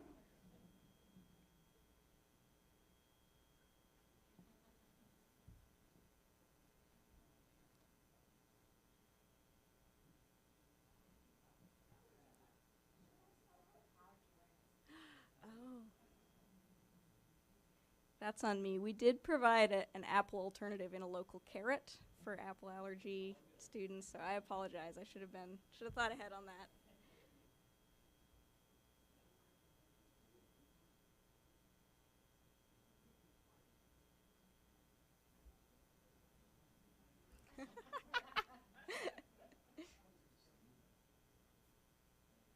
Did I have enough?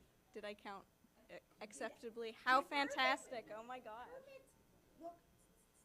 Perfect. Yes, I will also take one.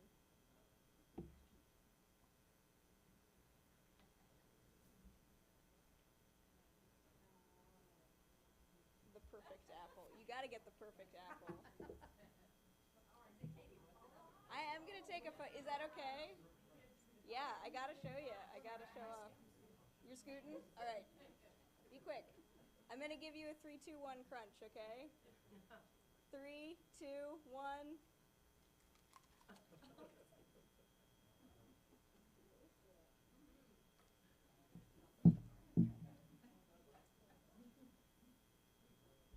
Thank you guys so much. Please enjoy. Can I get the next slide? Awesome.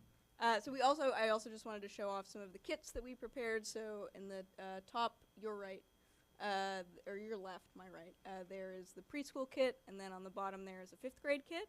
So that shows off some of the activities that we were able to share as well, along with the beautiful bag of apples, so each student could get an apple. We were really glad to be able to tie it into the curriculum as well, and we got a lot of awesome feedback from teachers that their students loved it. They really felt like they learned a lot, and really got to enjoy some delicious apples. Do you want to talk about? I do want to talk about carrots. I know it's hard to do both at once. So to round out Farm to School Month, we also had an opportunity to work with Jamie Gleisner, who is a dedicated parent and advocate, who the students all lovingly refer to as the Garden Lady when she comes into the classroom. And she organized a tasting last week for Thomas Paine. She has managed that school garden and volunteered with Thomas Paine for the past 12 years. And again, without the support of these volunteers and educators, these opportunities would simply just not be possible. So we are super grateful for these opportunities. This experience was incredibly rewarding. We went into 10 different classrooms, K through 5. In every single room, again, everyone knew Jamie as the garden lady. They were very excited to share crops that they had recalled from years past, including mint, cucumbers, beets, radishes, lamb's ear, tomatoes, several claimed potatoes, though that was debunked. There were no potatoes. Not yet. But it was incredible. All of the children tried the carrots. Almost all of the children loved the carrots. And many children in every classroom asked if they could have more afterward. One child who had some sensory issues, who just wasn't interested in engaging, drew a big, beautiful carrot, which I meant to bring. I'm sorry, it's in my car.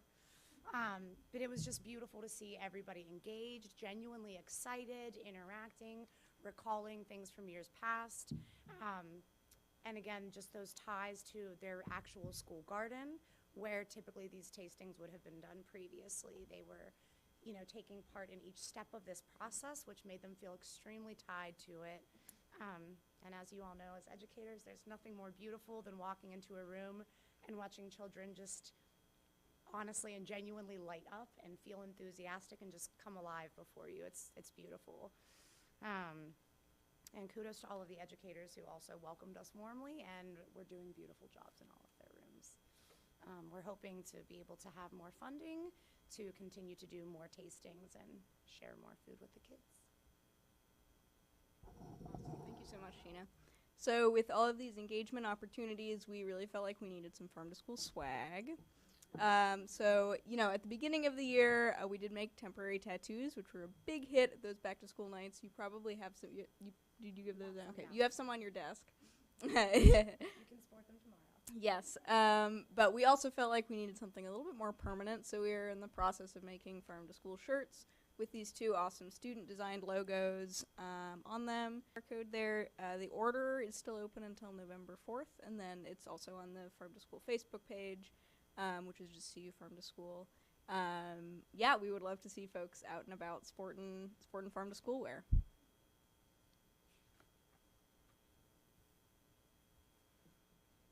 So just to finish up briefly here, a few of our next steps. We are definitely focusing a lot this year on integrating the school gardens into curriculum. That's going to be a part of our sort of curriculum development goals. We also want to support the other USD 116 schools that we didn't work with during our Edible Gardens grant in developing garden safety manuals and garden committees, because we really found those to be very useful with the Edible Gardens grant schools in supporting the sustainability of the gardens. So we're going to continue working on that. We also are participating in the Wellness Committee. That first meeting was just at the beginning of October, and so we'll be working through the Wellness Committee, which includes many other community members and district staff and teachers, et cetera, towards full implementation of the wellness policy, as well as some improvements as local food procurement is concerned. So we would really like to get that institutionalized as well as we're moving forward with this process. We also are going to continue with the community engagement and community involvement. Really would love to be engaging more closely with parents and families and students on a regular basis. And then, of course, continued funding. So this grant period is only for 1 year, so we will need to seek further funding if we want to continue the program beyond the period of the grant. But I think that is all that we have for you this evening. We're happy to take some questions now, and we'll also have our contact information up on the screen if you have other questions later. Board members, any comments or questions? I just wanted to comment. I thought the press, the local press for the apple crunch and the carrot tasting was fabulous. I don't know whether our district did that or whether you guys did that or both hand in hand, but it was great that it was out there, and our community needs to see this and know exactly what's going on. So thank you very much for the job that you do. Thank you so much. Also, I don't have any questions, just I'm so glad that we welcome Sheena. We talked about this, about getting a permanent person to come and be our coordinator, and it's happened. And I just can't wait to see it grow, because honestly, I see for us having so many bigger opportunities with more space that we've got. I mean, I've always wanted to see more like animal husbandry. Can we get chickens? Can we get, you know, goats? I mean, think big, right? Yes. Yay. But also, I think that the community support will be there, because the more you publicize it and the more it spreads to all of our schools, you're going to have neighbors and families coming to want to help. And just as a little aside, I saw a headline today, I think it was in the Washington Post, and it was about a question that somebody put out about how many Americans have seen a cow in the flesh. Now, I know we're not talking about cows here, but it got me thinking about tonight's presentation and how many kids and people in America actually see where their food comes from and see where gardens grow.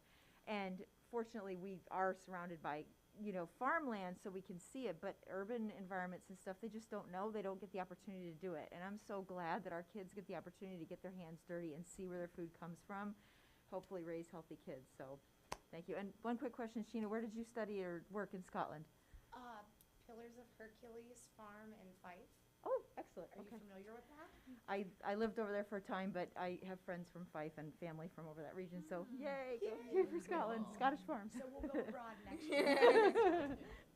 Well, I just wanted to say thank you and congratulations on meeting your goal this year and doubling the Apple Crunch. It was really fun to see all the emails going around and pictures from the buildings of everybody really excited about their apples. So thank you for that. And kudos on reaching your goal. Thank you. Anyone else? I have one quick question, I guess. So in terms of like facilities use, is there anything you guys need from the district to expand the gardens, to coordinate with staff in the buildings to pull in learning opportunities? And what would you like to ask of us to expand this program? I think in terms of the garden facilities, we've worked closely with Randy and have really appreciated all the support and coordination there. Something that we're really interested in going forward is kitchen facilities and the capacity for students to be able to do more nutrition education within the schools and some sort of food preparation. We've had difficulty finding an appropriate way to do that so far, you know, considering that food safety is very important to us and that we want to make sure that, you know, kids are being safe as they're preparing food, but also really, really wanting kids to be able, when they've grown something in the garden, to actually get to eat it and enjoy it. So that is something that we'd be really interested in working with the district on. And of course, there's always the question of institutionalizing some of these new positions and funding some of them, which I know is a complicated question that has to be discussed, you know, for some time, and we're pleased with the way that those conversations have gone so far, but that's always something that we're thinking about. Anyone else? Thank you very much. Thank This was you. a great presentation. It was a lot of fun, and the apple was very welcome after I skipped supper. So, so we have one action item on tonight's agenda, which was the board resolution previously discussed. Is there a motion to approve the resolution? And then we could discuss it once we have a second. So moved. Second. We have a motion and a second on the floor. Is there any discussion on the resolution? Go ahead, Robbie. I will have some discussion. So the thing that's just a little confusing to me is if the AVC Inc. is a 501(c), it should have a very defined document out there on what it is, who's part of it, what all's involved, and I assume it does not say Urbana District 116 in it. Yeah, that is true. So I do not think a resolution will actually prevent any lawsuit against the district. It will just be something as a tool to use to say there's a non-association with it. Yeah. So, Yeah, which is the purpose of the resolution. yeah, well, it seems like a lot of effort and words for what may not actually amount to much, because, like I say, the 5013C specifically does not say that we are a part of that organization. So, I don't know.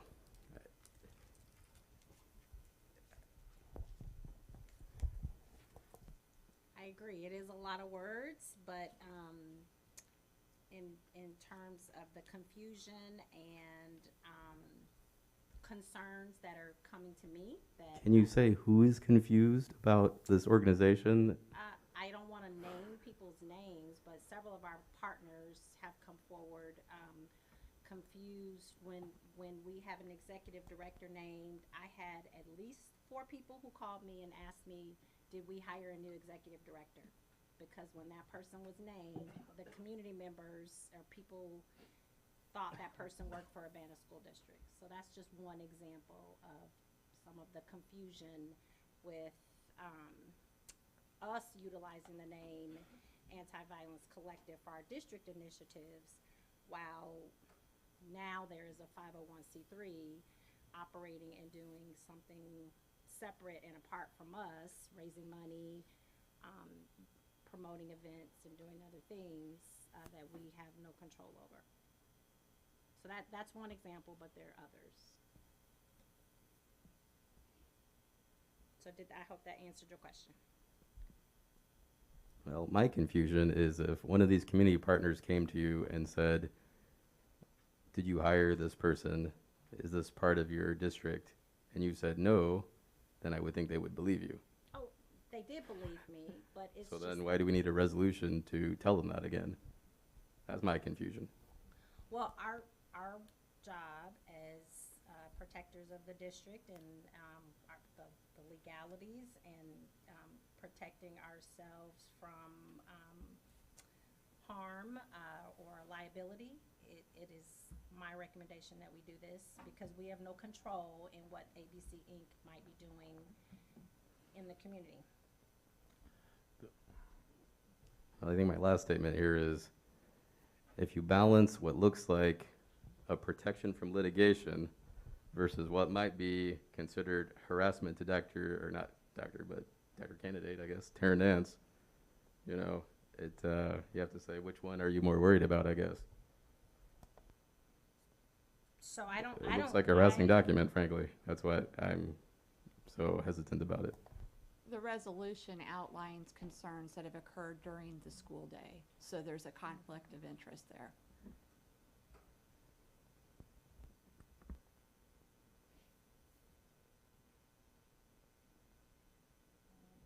Other questions? Does anyone have any further questions or clarifications? If not, then it will be time for a roll call vote, please.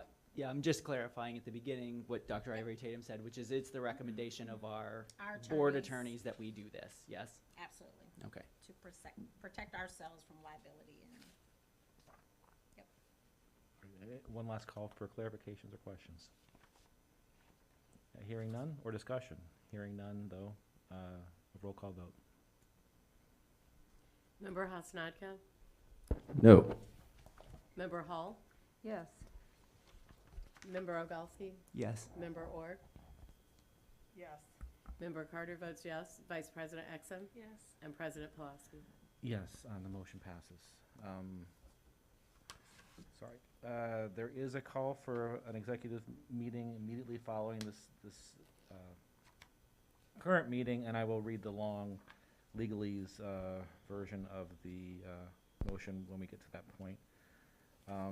There is also an executive session on Friday for student discipline. The one for tonight is for general personnel issues. Superintendent's report. Okay. So we're going to start with the positive. And today was the first day of the Freedom School program across the street from Urbana Middle School. So we have hired a coordinator. And again, remember, this is a grant-funded program. One of our initiatives, our anti-violence initiatives that we've been working on for many months, finally seeing it come to fruition, which we're really excited about. So we have a coordinator at UMS, we have a coordinator at UHS, and Dr. Wiemel is working with me and has been for the last couple months to get this to the point where we had 17 kids there today. So yay. So the Self-Made Kings has been kind of revitalized, and they are meeting on Tuesdays and Thursdays there. We have two intervention groups, we call them, for young ladies. One is called GLAM, which is run by the Youth and Family Peer Alliance, and they were there today. They're going to be there on Tuesdays. Karen Sims is running a group called GRIT, and now I cannot remember what it stands for, but it's about resiliency and really a sense of belonging. It is also for young ladies. We're starting with the young ladies, but we're also going to incorporate a group for young men too who are interested, and that is going to be hosted through CU Tribe, the CU Trauma Resiliency Initiative in the community. And we've also secured a program called Reconstruction, and Reconstruction is really, I think I've shared here that Freedom Schools is really all about building a sense of belonging and affirmation in our young people. And so this curriculum, we're very excited about it, will be part of what the programming will be when the young people come over after school. So it is a culturally relevant program, identity affirming curriculum, all very authentic, and run by our own Urbana School District staff. So we're super excited about that. Our goal was to start with at least 25 students from UHS. And based on the permission slips and things I saw coming in today, I think we're going to hit that 25 and maybe have even more. We're getting ready to start recruiting people, our young kids from the middle school too. So super excited. We are in the process of, I have started kind of working on the city's ARPA grant, which is due November 16th, which will kind of help support the renovations and the remodeling that we've had to do at the Comcast site to allow the students to be there. So next, John, thank you. I wanted to give a shout out to two of our Thomas Paine students. I don't know if you guys saw this. This is some good news in the news. They are 4th and 5th grader from Thomas Paine, Charlie Yao and Samora. They were in the News Gazette giving Halloween tips for people. So here's Charlie's tip about carving pumpkins, and then Samora's about not only going to houses with the lights on. So congrats to Charlie and Samora. This might be their first photo op in the News Gazette, so yay. The Equity Audit Family Survey is out and open. I just wanted to remind families, if you have not had an opportunity to go in and complete the survey, it's open to anyone, open through Friday. We sent this out through the Skylar messaging system, but we'll send the board update out again tomorrow, and the survey is still live. So if you haven't filled it out, anyone listening, we really want your voice and your opinion. It's completely anonymous, so please go in and complete the Equity Audit Family Survey. So it's musical time. So my boys, who are 18 and 20, had all the Percy Jackson books and used to love these books. So I'm really excited to be able, I'm going to see if I can get Jordan to go see it with me. But the Percy Jackson and the Lightning Thief musical is this weekend. So November 3rd through the 5th at 7, and then Sunday they always do a matinee show at 2. Jen Heaton did want me to make sure we shared, and we've been putting this on social media, that there is some mildly irreverent language and cartoonish violence, but it is still very appropriate for most audiences. So come on out and see the first musical of the year. Next Friday is Veterans Day. Normally we always recognize our veterans. When we send this out tomorrow, we'll have the link for our veterans in the district. We usually list their names in the board agenda, and we'll do that at the November 15th meeting. We'll have a small token of our appreciation for any of our current veterans that are still serving, as well as honoring those who have served. As anyone here who is a parent knows, several years ago, the calendar committee made the decision to stay in school on Veterans Day, so we don't take that as an official school holiday anymore, because we feel that our students learn more by being in school on Veterans Day. So there are always activities. Each school will be promoting and honoring veterans in their own way. So if you're wondering or interested in finding out what is happening at your school, just reach out to the principal or the school office to find out. But we will be recognizing veterans from the district at our next meeting. So congrats to our soccer team. They lost their game last week. We're really sad about that, but we're excited and thankful that they had a great season, and we have a lot of really great seniors on the team, and they actually made it to sectional semifinalists. So go Tigers, and congrats to soccer, and same to our cross country, if you want to go to the next slide. Also a great season for UHS cross country. They finished up this weekend. So kudos to both teams on their hard work and effort this fall. And upcoming dates, this Friday is a staff development day, so no school for elementary, early dismissal at UMS, and that should say UHS as well. November 8th is an election day, no school. Again, we are in school on Veterans Day, but check your school for events and happenings, and then very soon Thanksgiving break. We have been hearing anybody who wants to come and volunteer on Monday, November 7th. We would love to have extra hands in the buildings, so we'll be out in buildings on the 7th helping out.